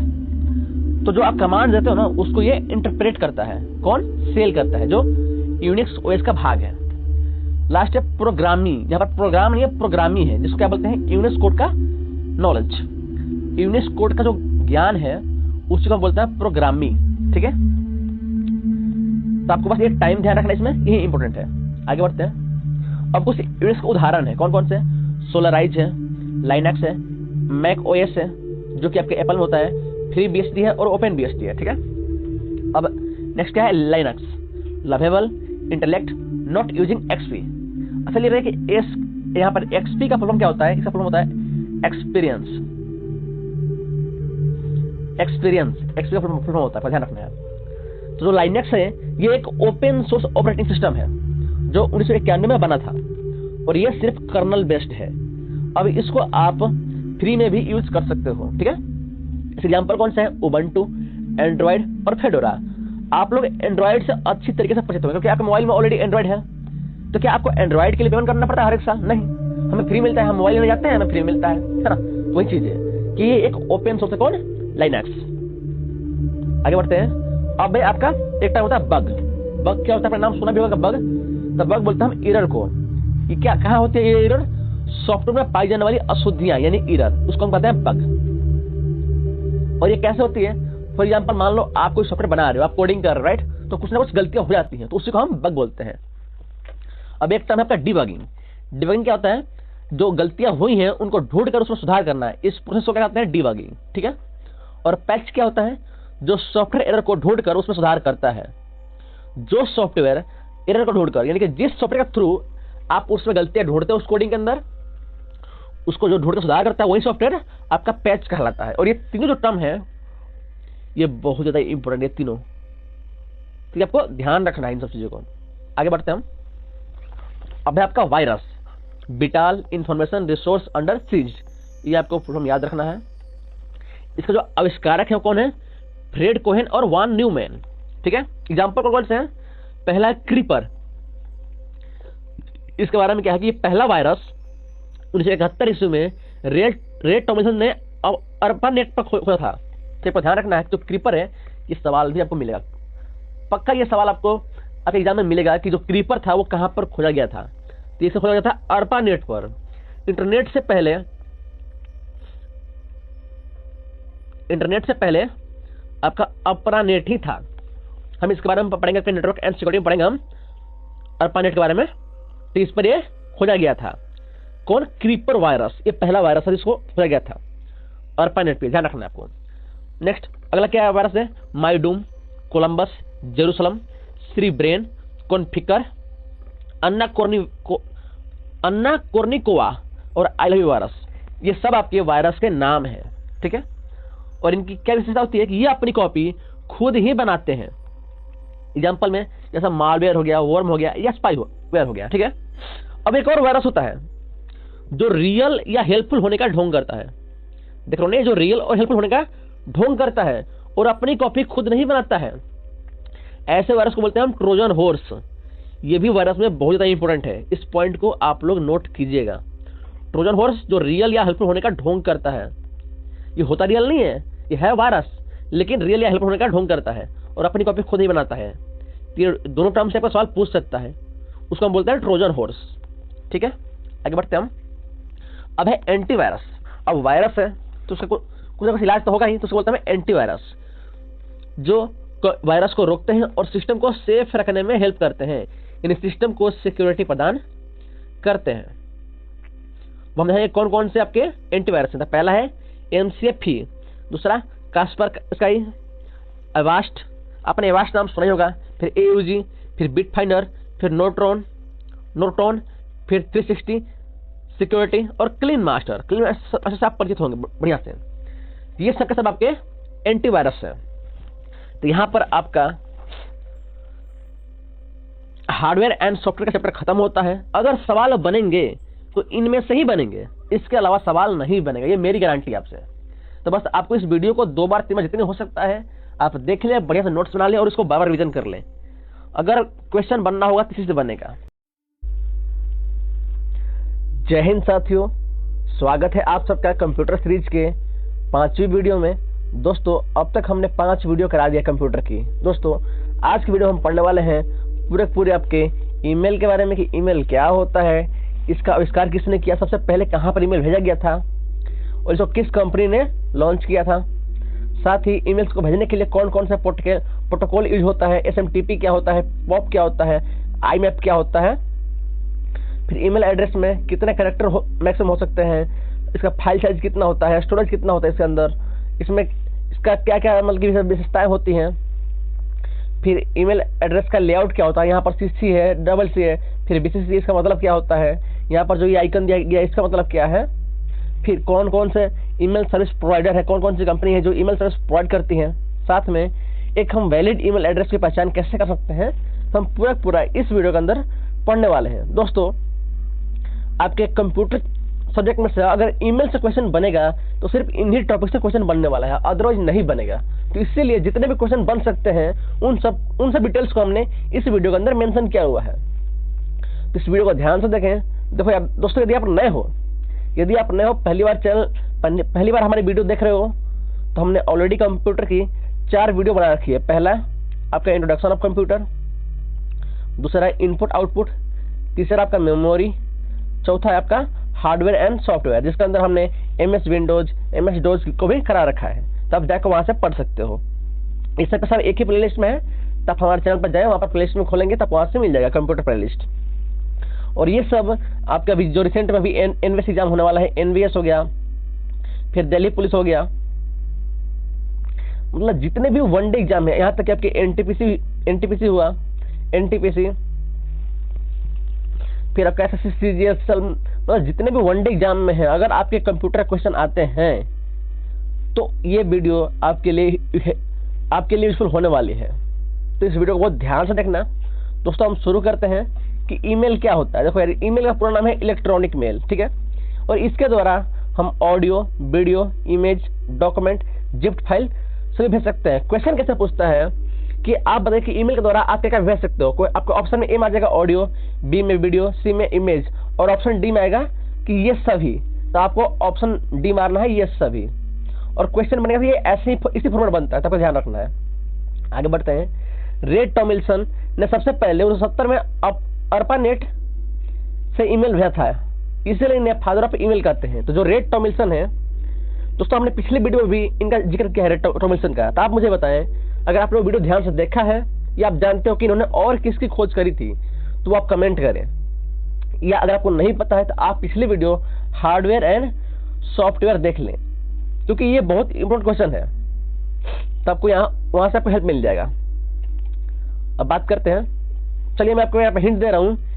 इन्होंने एक वायरस को खोजा था, और वो पहला वायरस है जो कि अपरा नेट पर खोजा गया था, और ये उससे सवाल बनता है, तो आप उस वायरस का नाम कमेंट करें। चलिए आते हैं हम। रे टॉमिल्सन ने सबसे पहले अपरा नेट से ही ईमेल भेजा था। अपरा नेट क्या है? Advance research project agency network. ये इंटरनेट से पहले का ही है। इसके बाद इससे इंस्पायर होकर ही इंटरनेट बना था। इससे आपके इंस्पायर होकर इंटरनेट बनाते हैं, एक को ध्यान रखना है। फिर और इन्होंने पहली बार भेजा था, तो इसीलिए इनको फादर ऑफ ईमेल भी कहते हैं, रे टॉमिल्सन को, याद रखना। नेक्स्ट, भारत में ईमेल का जनक कौन है? शिवा अयदुरई, याद रखना। और पहली कंपनी जिसने ईमेल की सुविधा दी वो है कम्यूसर्व। कब? 1979 में। कहां पर? पीसी के द्वारा, यानी कि आपके कंप्यूटर के द्वारा आप ईमेल भेज सकते हो। कौन सी कंपनी द्वारा? कम्यूसर्व के द्वारा। ये आपका बेसिक है। आगे बढ़ते हैं। वो अब है यहाँ पर कि ईमेल को भेजने के लिए कौन कौन से प्रोटोकॉल यूज होता है। तो देखो यार, 3 प्रोटोकॉल यूज होता है। पहला क्या है? SMTP, यानी सिंपल मेल ट्रांसफर प्रोटोकॉल। क्या है? Simple mail transfer protocol. आपको ध्यान रखना है, आपका ये यहाँ से अगर पूछना होगा तो वो सीधे इसी से पूछता है। और SMTP से 2 क्वेश्चन पूछता है। एक पूछता है इसका आपका पूछेगा फुल फॉर्म क्या है, कि आप बताएं कि SMTP का फुल फॉर्म क्या है, तब ये पूछ देगा। दूसरा क्वेश्चन पूछता है कि ईमेल भेजने के लिए, ईमेल को सेंड करने के लिए कौन सा प्रोटोकॉल यूज होता है, तो वो होता है आपका SMTP। तो ये बहुत इंपॉर्टेंट है। आपके 2 नंबर का सिर्फ एक ही क्वेश्चन बन गया। आगे बढ़ते हैं। नेक्स्ट, POP, पोप प्रोटोकॉल क्या होते हैं? पोस्ट ऑफिस प्रोटोकॉल बोलते हैं इसको। क्या है ये?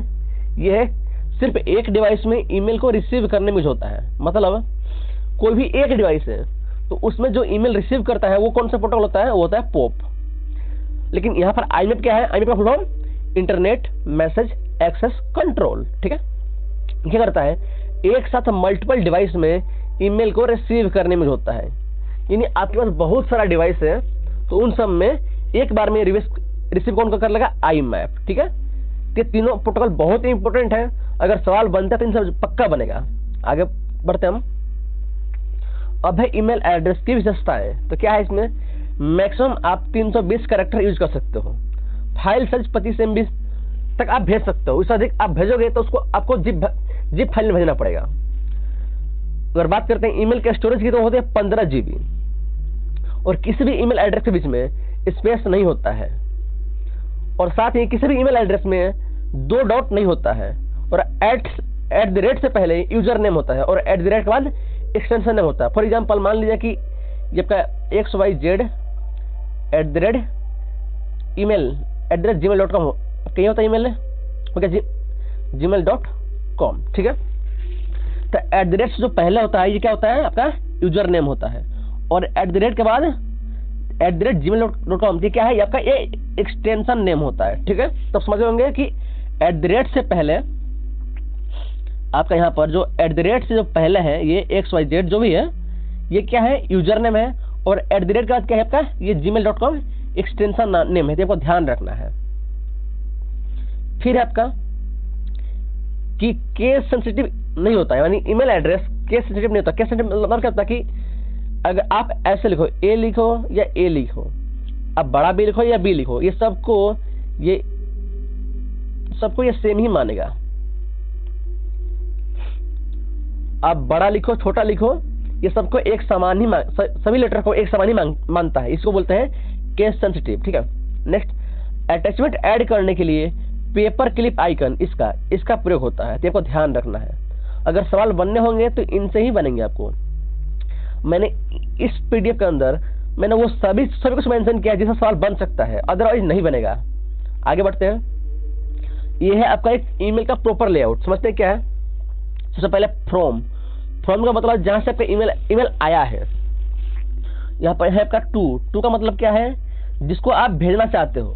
और एक साथ आप एक ही ईमेल को आप एक को भी भेज सकते हो और मल्टीपल लोग को भेज सकते हो। बस यहाँ क्या करना है आपको, यहाँ पर एक कॉमा लगा दोगे, फिर आप कुछ भी यहाँ पर टाइप जो भी दूसरा ईमेल आईडी है उसको आप टाइप कर सकते हो। तो आप एक साथ मल्टीपल को आप भेज सकते हो। 2 के बाद आपका ईमेल एड्रेस यहाँ पर डालना होता है। सब्जेक्ट में क्या है कि आप किस टॉपिक पर ईमेल भेज रहे हो आपको डालना है। फिर यहाँ पर अपना आप कंटेंट डाल दोगे। ठीक है, अब यहाँ पर देखते हैं। ये देखिए पेपर आइकन। अगर कुछ भी आपको अटैचमेंट, मान लीजिए कि आपको इमेज ऐड करना है, इमेज हुआ आपका मतलब कि ये देखिए इमेज हुआ, या मान लीजिए कोई PDF हुआ, या कोई वीडियो हुआ, या कोई ऑडियो हुआ, आप उन सबको इस जो ये आइकन इस पर क्लिक करके आप उसको ऐड कर सकते हैं। अब देखिए यहाँ पर दो टोटम है, CC और BCC। CC का मतलब क्या है, देखो यार CC मतलब क्या होता है, कार्बन कॉपी। इसका फुल फॉर्म है carbon copy.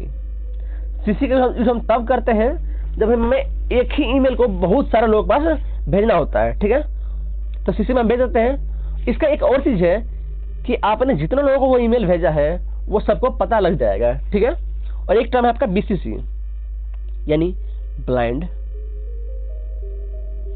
Carbon copy. Blind carbon copy. ठीक है, इसका मतलब क्या है, इसका भी यूज एक ही साथ एक ही ईमेल को बहुत लोगों के पास भेजने में करते हैं, लेकिन इसमें यह है कि ये किसी को पता नहीं चलेगा।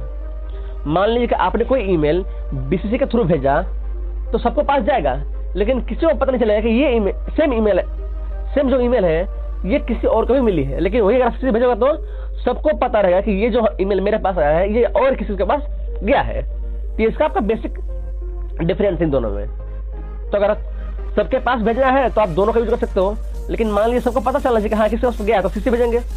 यदि आप चाहते हो कि नहीं जी किसी को पता नहीं चले तो आप क्या यूज करेंगे, फिर आप यूज करते हैं वहां पर BCC की चीजें। या फिर ये प्रॉपर ईमेल लेआउट है, इससे बाहर आपके लिए इंपॉर्टेंट नहीं है और क्वेश्चन में नहीं पूछता है।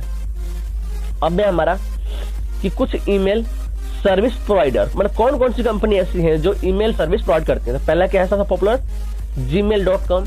लगभग आजकल सबके पास भी जीमेल है, आपके पास भी होगा, क्योंकि सिंपल बात है यार, आप मोबाइल यूज कर रहे हो तो मोबाइल सबसे पहले हम लॉगिन करते ही हैं, तो जीमेल के थ्रू आप लॉगिन करोगे। जीमेल हो गया, फिर आपका हॉटमेल हो गया, फिर याहू मेल हो गया, फिर इंडिया टाइम्स हो गया, फिर जोहो मेल हुआ, प्रोटोन मेल, आउटलुक और रेडिफ। ये 8 कंपनीज हैं जो आपको ईमेल की यानी ईमेल सर्विस प्रोवाइड करती है। ठीक है, आगे बढ़ते हैं। तो आपको ये नाम ध्यान रखना है, क्योंकि क्वेश्चन क्या पूछता है कि बताएं कि इन चारों में से ये इनमें से कौन ईमेल सर्विस प्रोवाइडर नहीं है। तो क्या करेगा, इनमें से 3 का तो नाम दे देगा, चौथा कुछ और डाल देगा। आपको ये नाम 8 2 बार पढ़ लेने हैं। आगे बढ़ते हैं। अब बताइए कि इन चारों में से कौन एक वैलिड ईमेल एड्रेस है। तो देखिए क्या है, priya75@gmail.com। तो देखिए इसमें क्या है कि इसमें आपको 2 डॉट आ गया है ना, और हमने यहाँ पर इसके विशेषण क्या पढ़ा है कि बीच में 2 डॉट नहीं हो सकते हैं, तो वो गलत हो गया आपका। तो ये आपका पहला गलत हो गया। दूसरा क्या है, priyanka@yahoo@gmail.com। कोई भी जो ईमेल है, ईमेल सर्विस प्रोवाइडर है, वो एक साथ दोनों कंपनी का इसमें आपके एक्सटेंशन नहीं हुआ, इसलिए गलत हो गया। तीसरा क्या है, अमरजीत JNV GBnagar@gmail.com। ये परफेक्ट सही है, क्योंकि ये मेरा खुद का जीमेल एड्रेस है, ये मेरा खुद का ईमेल एड्रेस है। और देखिए यहाँ पर क्या आपका एट से पहले क्या है आपका, ये वो आपका यूजर नेम,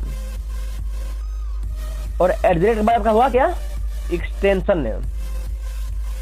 1 डॉट है, एक एट है, तो ये परफेक्ट आपका सही है। दूसरा क्या है, gmail.com। तो ये ईमेल नहीं है, ये सिर्फ और क्या है आपका एक एक्सटेंशन नेम है।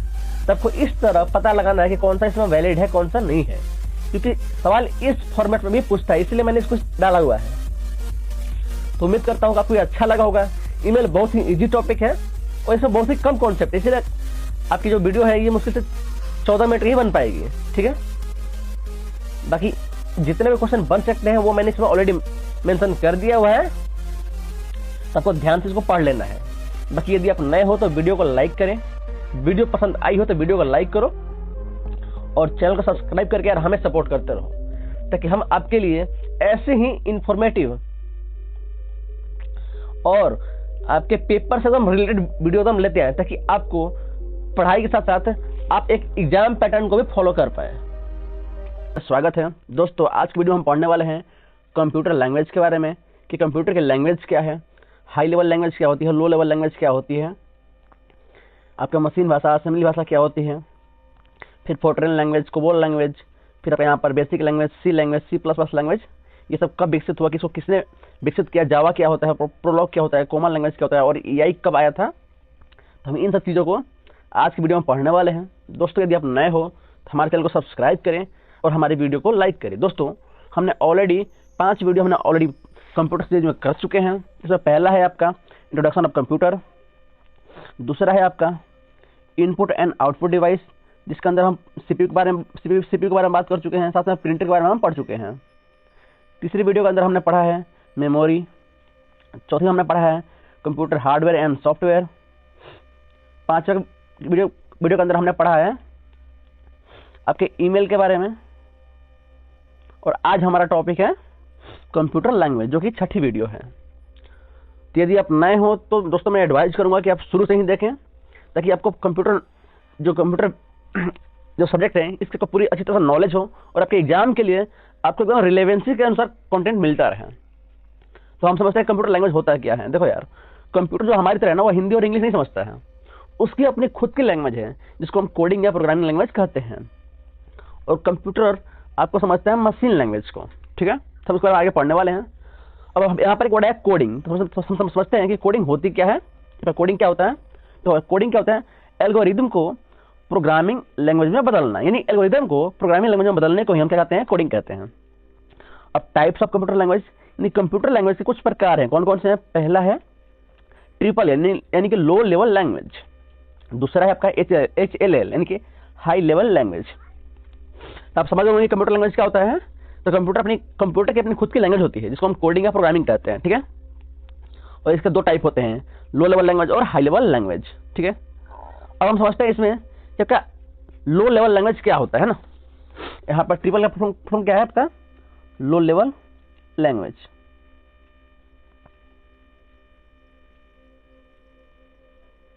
लो लेवल लैंग्वेज, ठीक है। तो क्या है, ये कंप्यूटर की वो लैंग्वेज है जिसे कंप्यूटर डायरेक्टली समझ सकता है। कौन कौन सी लैंग्वेज आपका, पहला है मशीन भाषा, जिसको हम बोलते हैं 0 और 1, यानी और मशीन भाषा को हम बाइनरी लैंग्वेज ही बोलते हैं, यानी कि मशीन लैंग्वेज को ही हम बाइनरी लैंग्वेज बोलते हैं, जिसके अंदर आपका 0 और 1 आता है।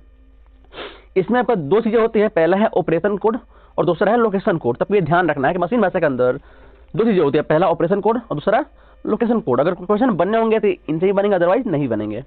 दूसरी आपकी कौन सी भाषा है? असेंबली भाषा, जो काम करते हैं न्यूमोनिक कोड पर, ठीक है। और यहाँ पर देखिए असेंबली लैंग्वेज को मशीन भाषा में कन्वर्ट करने के लिए असेंबलर का प्रयोग होता है, क्योंकि जो कंप्यूटर है वो सिर्फ मशीन भाषाएं समझता है, तो असेंबली भाषा को भी हमें मशीन लैंग्वेज में बदलना पड़ता है। तो इसको बदलने के लिए हमें असेंबलर का प्रयोग करना पड़ता है, ठीक है। आगे बढ़ते हैं। अब है आपका HLL, यानी कि हाई लेवल लैंग्वेज, यानी high level language. High level language पहला क्या है आपका? फोर्ट्रेन। इसका फुल फॉर्म क्या है? Formula translation. आपको ध्यान रखना है।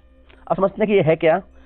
1956-57 में जॉन बेकस ने IBM कंपनी में इसको बनाया था। तो आपको ध्यान रखना, जॉन बेकस कब? 1956-57। यहाँ पर डेट इंपॉर्टेंट नहीं है, लेकिन ये नाम इंपॉर्टेंट है। किसने बनाया था?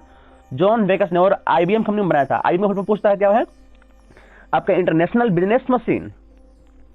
ध्यान रहेगा ये।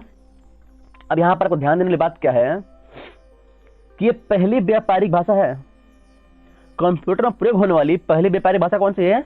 आपका फोर्ट्रेन, ठीक है। आपको ध्यान रखना है। और ये काम क्या होता था? गणित और वैज्ञानिक गणनाओं में प्रयोग होता था, यानी कि मैथ और साइंस के कैलकुलेशन में इसका प्रयोग होता था। किसका? फोर्ट्रेन का। और पहली व्यापारिक भाषा, बहुत ही इंपॉर्टेंट है ये। नेक्स्ट क्या है? COBOL, common business oriented language. कब बना था? 1959 में बना था, ठीक है। इसका भी काम व्यापारिक प्रयोग में होता था और इसको कोडासाइल कंपनी ने बनाया था। कोडासाइल फुल फॉर्म क्या है? Conference on data system and language. इसका कोडासाइल का फुल फॉर्म है, ठीक है। आगे बढ़ते हैं हम। तीसरा है आपका बेसिक लैंग्वेज, यानी कि beginners all purpose symbolic instruction code. और इसको सभी भाषाओं के लिए नींव का पत्थर कहा जाता था। बेसिक को ही सभी भाषाओं के लिए नींव का पत्थर कहा जाता है। और यहाँ पर ध्यान देने वाली बात यहाँ पर यह है कि पीसी में प्रयोग होने वाली पहली व्यापारिक भाषा बेसिक है। हमने पीछे पढ़ा था कि पीछे क्या पढ़ा था कि जो फोर्ट्रेन है ये पहली व्यापारिक भाषा है, लेकिन बेसिक क्या है? पीसी में प्रयोग होने वाली पहली व्यापारिक भाषा। तब ये अंतर याद रखना है। इसको बनाया था जेसी कैमिनी और कुट्ज ने, ठीक है। तब इनका आविष्कारक भी ध्यान रखना है। नेक्स्ट सी लैंग्वेज, डेनिस रिची और ब्रायन कर्निंघम ने बेल लैब्स में बनाया था। कंप्यूटर में बहुत सारे आविष्कार बेल लैब्स के अंदर ही आपके हुए हैं। ये यूनिक्स का पहला सॉफ्टवेयर बना है। हम यूनिक्स के बारे में ऑलरेडी पढ़ चुके हैं। आपका ये एक ऑपरेटिंग सिस्टम होता है जो कि हम हार्डवेयर एंड सॉफ्टवेयर चैप्टर के अंदर हम पढ़ चुके हैं, ठीक है। तो वैसे भी मैंने ऑलरेडी कंप्यूटर की जो प्लेलिस्ट है उसका लिंक जो है डिस्क्रिप्शन में डाल रखा था, आप वहां से भी चेक कर सकते हो। नेक्स्ट क्या है? C++। ये कब बना था? 1979 में। यह हाई लेवल लैंग्वेज और लो लेवल लैंग्वेज का संयोजन लैंग्वेज है, यानी कि हाई लेवल लैंग्वेज और लो लेवल लैंग्वेज को मिलाकर C++ को बनाया गया है। इसको बनाने वाला कौन है? जार एस्टरपॉप, ठीक है। जार एस्टरपॉप ने बेल लैब्स में इसको विकसित किया है। मैंने बताया कि बेल लैब्स में बहुत सारे आविष्कार हुए हैं कंप्यूटर में, और इसका जो मूल नाम था वो सी विथ कफिस था, जो आज आधुनिक नाम C++ है। इसका मूल नाम सी विथ कफिस था। तो यही तीन इंपॉर्टेंट चीजें आपको ध्यान रखना है कि इसको बनाया किसने था? जार एस्टरपॉप ने बनाया था। तब ध्यान रखना है। और ये सवाल पूछा हुआ है, ये आपका एनवीएस के 2022 में ये सवाल पूछा गया है, तब ध्यान रखना है। आगे बढ़ते हैं।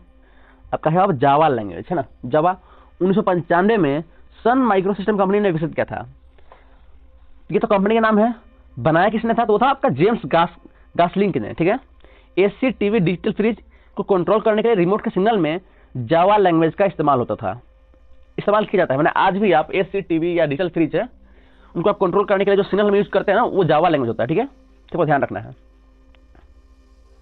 नेक्स्ट है प्रोलॉग, प्रोग्रामिंग लैंग्वेज। ये सबसे आधुनिक लैंग्वेज, हाई लेवल लैंग्वेज है। सबसे आधुनिक हाई लेवल लैंग्वेज कौन है? प्रोलॉग। नेक्स्ट है कोमल, कॉमन एल्गोरिथम लैंग्वेज। ये बच्चों का पढ़ाई में काम आती है। नेक्स्ट है एआई, यानी आर्टिफिशियल इंटेलिजेंस, जो कि 5वीं पीढ़ी की है, ठीक है। तो आपको ये सब ध्यान रखना है। आज का जो टॉपिक है वो खत्म हो गया है। तो दोस्तों यदि आपको वीडियो अच्छी लगी हो, इन्फॉर्मेटिव लगी हो, तो वीडियो को लाइक करें और चैनल को सब्सक्राइब करके यार अपना सपोर्ट दिखाएं। साथ में कमेंट करें कि ये वीडियो आपको कैसी लगी। अच्छी लगी तो अच्छी कमेंट करें, अगर खराब लगे तो खराब कमेंट करें, लेकिन कुछ ना कुछ करें। बाकी हम कल पढ़ने वाले हैं आपके इंटरनेट के बारे में,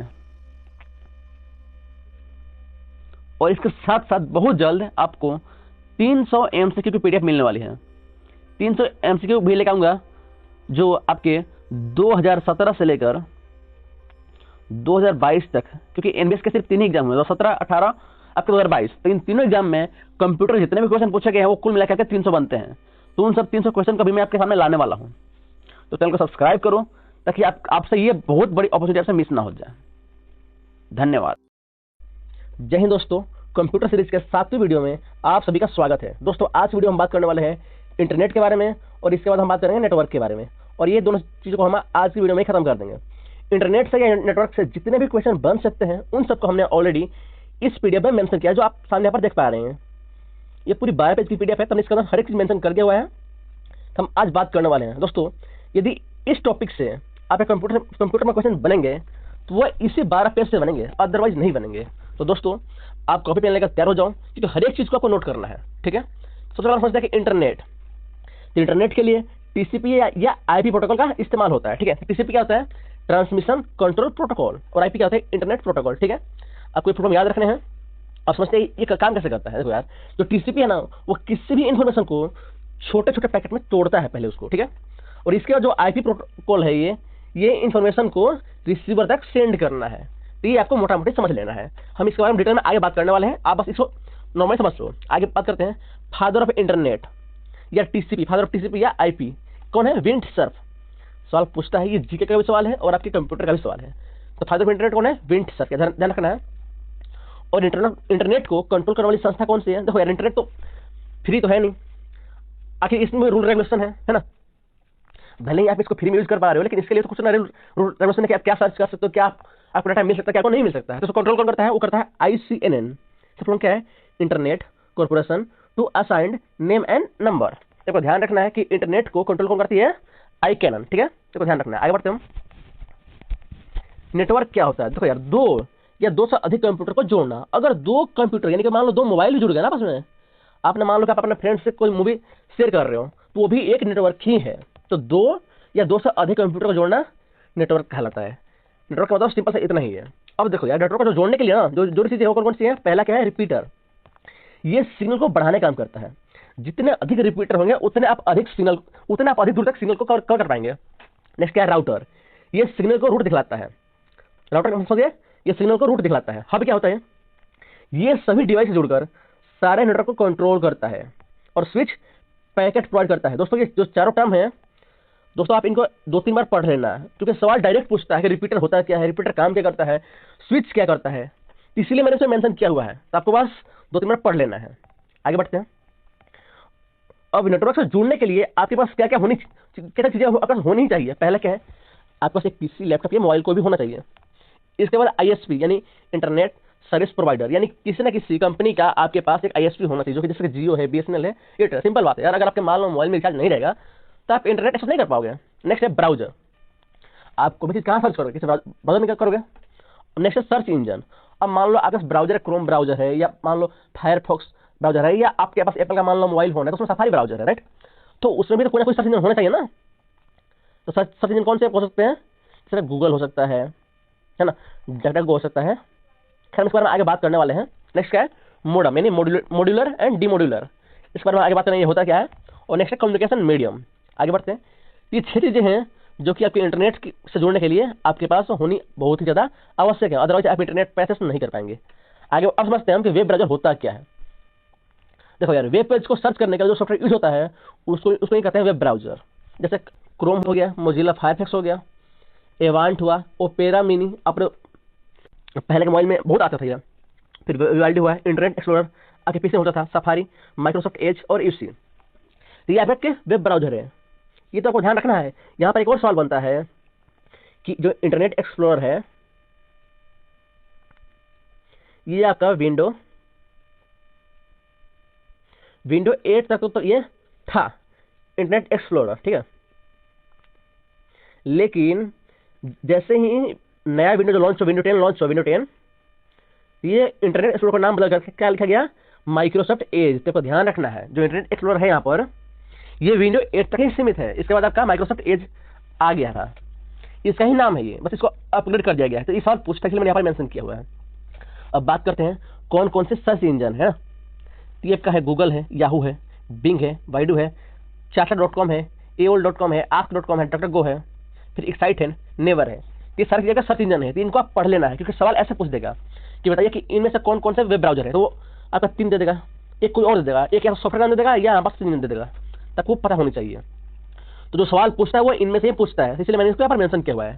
तो आप एक बार ध्यान से देख लेंगे 2-3 बार, तो आपको माइंड में घूम जाएगा। आगे बढ़ते हैं। मोडम। मोडम का मतलब बता, मोडम का फुल फॉर्म होता है मॉड्यूलर और डीमॉड्यूलर, है ना। तो मॉड्यूलर क्या करता है, डिजिटल सिग्नल को एनालॉग में बदलता है, और डीमॉड्यूलर क्या है, एनालॉग सिग्नल को डिजिटल में बदलता है। और सवाल ये है कि ये डिजिटल सिग्नल एनालॉग में क्यों हम चेंज करते हैं, ये एनालॉग हम डिजिटल में क्यों करते हैं। क्योंकि देखो यार, जो डाटा होता है ना, डाटा ये डिजिटल सिग्नल को आप ट्रांसफर नहीं कर पाते हो, आप सिर्फ ट्रांसफर करोगे एनालॉग सिग्नल को ही, इसीलिए इस डिजिटल सिग्नल को एनालॉग में बदलते हैं ताकि डाटा ट्रांसफर हो सके। देखो ध्यान रखना है। नेक्स्ट है आईपी एड्रेस। जब किसी इंटरनेट साइट को एक्सेस करना हो तो सर्वर हमेशा एक आईपी एड्रेस प्रोवाइड करता है ना। आपको ध्यान रखना है, जब भी आप इंटरनेट एक्सेस करोगे तो सर्वर आपको एक हमेशा आईपी एड्रेस प्रोवाइड करेगा, और ये कंप्यूटर में, एक कंप्यूटर को इंटरनेट जोड़ने के लिए सबसे अधिक जरूरी है। सवाल पूछता भी है ऐसे ही कि सबसे अधिक जरूरी किसी कंप्यूटर को इंटरनेट से जोड़ने के लिए क्या जरूरी है, तो वो आपका आईपी एड्रेस। डायरेक्ट क्वेश्चन बनता है इससे। नेक्स्ट क्या है यहाँ पर, मोबाइल में आईपी एड्रेस जोड़ने के लिए, मोबाइल में आईपी एड्रेस नहीं होता है, मोबाइल इंटरनेट से जोड़ने के लिए 3646 यूज करता है। तब कुछ को ध्यान रखना, भी सवाल पूछता है, डायरेक्ट पूछता है, इसलिए मैंने यहाँ पर मेंशन किया हुआ है 3646। तब देखिए इस पेज से आपके पहला सवाल तो ये बन गया कि मॉड्यूलर और डीमॉड्यूलर क्या हो गया, फिर आईपी एड्रेस क्या है ये पता लग गया आपको, फिर सबसे अधिक जरूरी क्या है, आईपी एड्रेस, फिर यहाँ पर 3646। ये को ध्यान रखना है। आगे बढ़ते हैं। प्रत्येक कंप्यूटर का आईपी एड्रेस यूनिक होता है, कभी भी आईपी एड्रेस किसी का भी सेम नहीं होता है, सबका यूनिक होता है, और ये 4 ऑक्टेट में बटा होता है, ठीक है। और ये 2 तरह होते हैं, पहला है स्टैटिक जो कभी नहीं बदलता, जो हमारा सेम रहता है, और दूसरा है डायनामिक आईपी जो बदलता रहता है। अब आईपी एड्रेस के 2 वर्जन होते हैं, पहला IPv4 यानी आईपी वर्जन 4 जो होता है 32 बिट का, और इनके बीच में का डॉट होता है, आप यहाँ पर देख ही पाओगे, देखिए यहाँ पर डॉट है ना, डॉट होता है, वर्जन 4 में आपका डॉट होता है। लेकिन यही वर्जन अगर 6 हो गया तो इसमें ये कितने होता है, 128 बिट का होता है कितने बिट होता है, 128 बिट का होता है, ठीक है। और यहाँ पर आपके डॉट नहीं होते हैं, बल्कि सेमीकोलन होते हैं, ऐसे ऐसे होगा, ठीक है। तो वो ध्यान रखना है। नेक्स्ट क्या है कि आईपी एड्रेस में 0 से लेकर 255 तक अंक होते हैं, तो ध्यान रखने हैं। आईपी एड्रेस को याद रखने के लिए डीएनएस यानी डोमेन नेम सिस्टम का इस्तेमाल होता है। आगे बढ़ते हैं। वो इंटरनेट पर इस्तेमाल होने वाली भाषाएं कौन कौन सी हैं, पहला है HTML यानी हाइपर टेक्स्ट मार्कअप लैंग्वेज। ये होता क्या है, किसी भी वेब पेज को डिजाइन करने में इस्तेमाल होता है। मान लीजिए कि आप कोई भी वेबसाइट बनाते हो, तो आपको पता होना चाहिए कि वेबसाइट जो है वो एक वेब पेज का समूह होता है ना। तब जो वेब पेज है ना, इसको डिजाइन करने के लिए हम HTML का यूज करते हैं। नेक्स्ट क्या है, URL यूनिफॉर्म रिसोर्स लोकेटर, काम करता है वेबसाइट का एड्रेस बताने का काम करता है, वेबसाइट का पता बनाने का काम करता है कौन, URL। देखो ध्यान रखना है, बहुत इंपॉर्टेंट है, पूछता है, डायरेक्ट क्वेश्चन पूछता है कि URL होता क्या है, तो ध्यान रखना है, यूनिफॉर्म रिसोर्स लोकेटर। आगे बढ़ते हैं। टाइप्स ऑफ नेटवर्क कौन कौन से है, पहला पैन पर्सनल एरिया नेटवर्क, जैसे आपका ब्लूटूथ हो गया या हॉटस्पॉट हो गया, है ना। ये क्या आएंगे, पैन यानी पर्सनल एरिया नेटवर्क बनाते हैं। इनकी रेंज मुश्किल से 10 से 20 मीटर होती है। हालांकि रेंज सवाल नहीं पूछता, लेकिन आपको पता होनी चाहिए। नेक्स्ट लैन यानी लोकल एरिया नेटवर्क, इसकी रेंज आपके 100 से 500 मीटर तक होती है। फॉर एग्जाम्पल ऑफिस हुआ या स्कूल हुआ, स्कूल में बहुत सारे कंप्यूटर जुड़े होते हैं, तो उसको हम बोलते हैं लोकल एरिया नेटवर्क। नेक्स्ट है मैन मेट्रोपॉलिटन एरिया नेटवर्क, जैसे सिटी में, किसी भी सिटी में नेटवर्क प्रोवाइड करने के लिए जो वहाँ पर नेटवर्क होता है वो मैन होता है। नेक्स्ट है वैन wide area network in a country या वर्ल्ड। अब देखो यहाँ पर घुमाता है, वो वैन का फॉर्म देता है वर्ल्ड एरिया नेटवर्क, तो ध्यान रखना ये कि यहाँ पर वर्ल्ड नहीं होता, वाइड होता है, आपको बस इतना ही ध्यान रखना है। आगे बढ़ते हैं हम। अब कुछ फैक्ट्स हैं। पहला क्या है, 1969 ईस्वी में अमेरिकी रक्षा मंत्रालय ने एक यंत्र बनाया जिससे अपरा नेट कहते थे। यही इंटरनेट के विकास का आधार बना। जितने भी लोग हमारी पिछली वीडियो देख चुके हैं वो अपरा नेट का फुल बताएंगे कमेंट में। अभी ये आपका काम है कि मैं ऑलरेडी को बता चुका हूं, तो मैं इसके आपको रिपीट नहीं कर रहा हूं। नेक्स्ट क्या है, 1989 में टिम बर्नर्स-ली ने www और HTML का विकास किया है। तो अगर कोई पूछ दे कि www या HTML का आविष्कार कौन है, तो टिम बर्नर्स-ली ने। एक नेक्स्ट है WWC यानी वर्ल्ड वाइड वेब कंसोर्टियम। यहाँ पर सी का नाम क्या है, कंसोर्टियम, और यही www को कंट्रोल करता है। नेक्स्ट क्या है, 4W यानी www world wide web worm. तो फुल याद रखना है। नेक्स्ट क्या है, टेलनेट या टेल टाइप नेटवर्क। इस सवाल इससे डायरेक्ट पूछता है कि ये होता क्या है।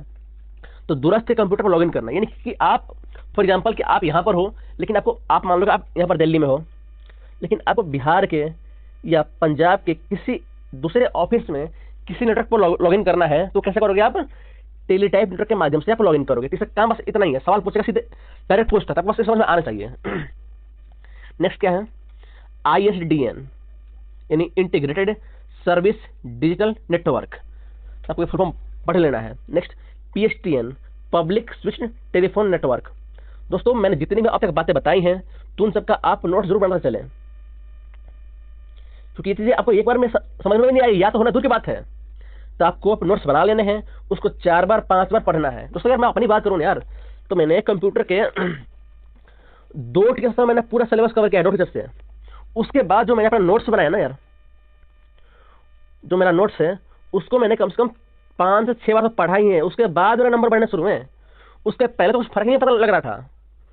तो मैं जितना आपको वीडियो में बता रहा हूं उसका आप नोट्स बनाएं और बाद में जाके आप पढ़ाई करें आराम से।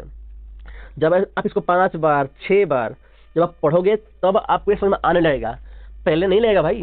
तो सीधी बात है, ऐसा नहीं है कि आपने मेरी वीडियो देखा या किसी वीडियो देखा और आपके कंप्यूटर में 30 आने लग जाएंगे, ऐसा नहीं होता है।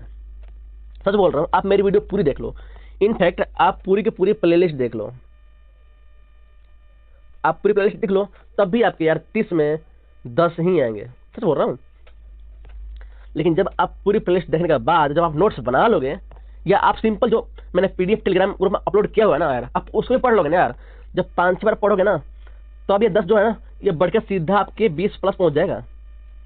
तो ये पर होते हैं रिविजन की, तब आपको भाई रिविजन भी करना है। लास्ट क्या है यहाँ पर, SNMP यानी सिंपल नेटवर्क मेल प्रोटोकॉल।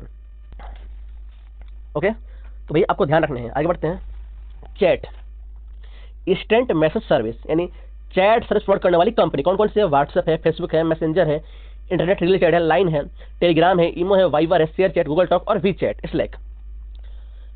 तो आपको इनको बस 4 बार 5 बार पढ़ना है, तभी जाके ये माइंड में घुसेंगे, अदरवाइज भाई साहब सीधा ऊपर से निकलेगा। नेक्स्ट क्या है, वीडियो कॉन्फ्रेंस सर्विस प्रोवाइड करने वाली कौन सी कंपनी है ना, मतलब कि वीडियो कॉल प्रोवाइड करने वाली कौन कौन सी कंपनी है। तो पहला है गूगल डियो, स्काइप है, Viber, FaceTime, Google Hangout, WebEx, meeting, Zoom, GoTo meeting, Adobe Connect. ये सारी कंपनी आपके वीडियो कॉन्फ्रेंस का जो सर्विस प्रोवाइड करती हैं। नेक्स्ट क्या है, ई बैंकिंग यानी कि इंटरनेट बैंकिंग।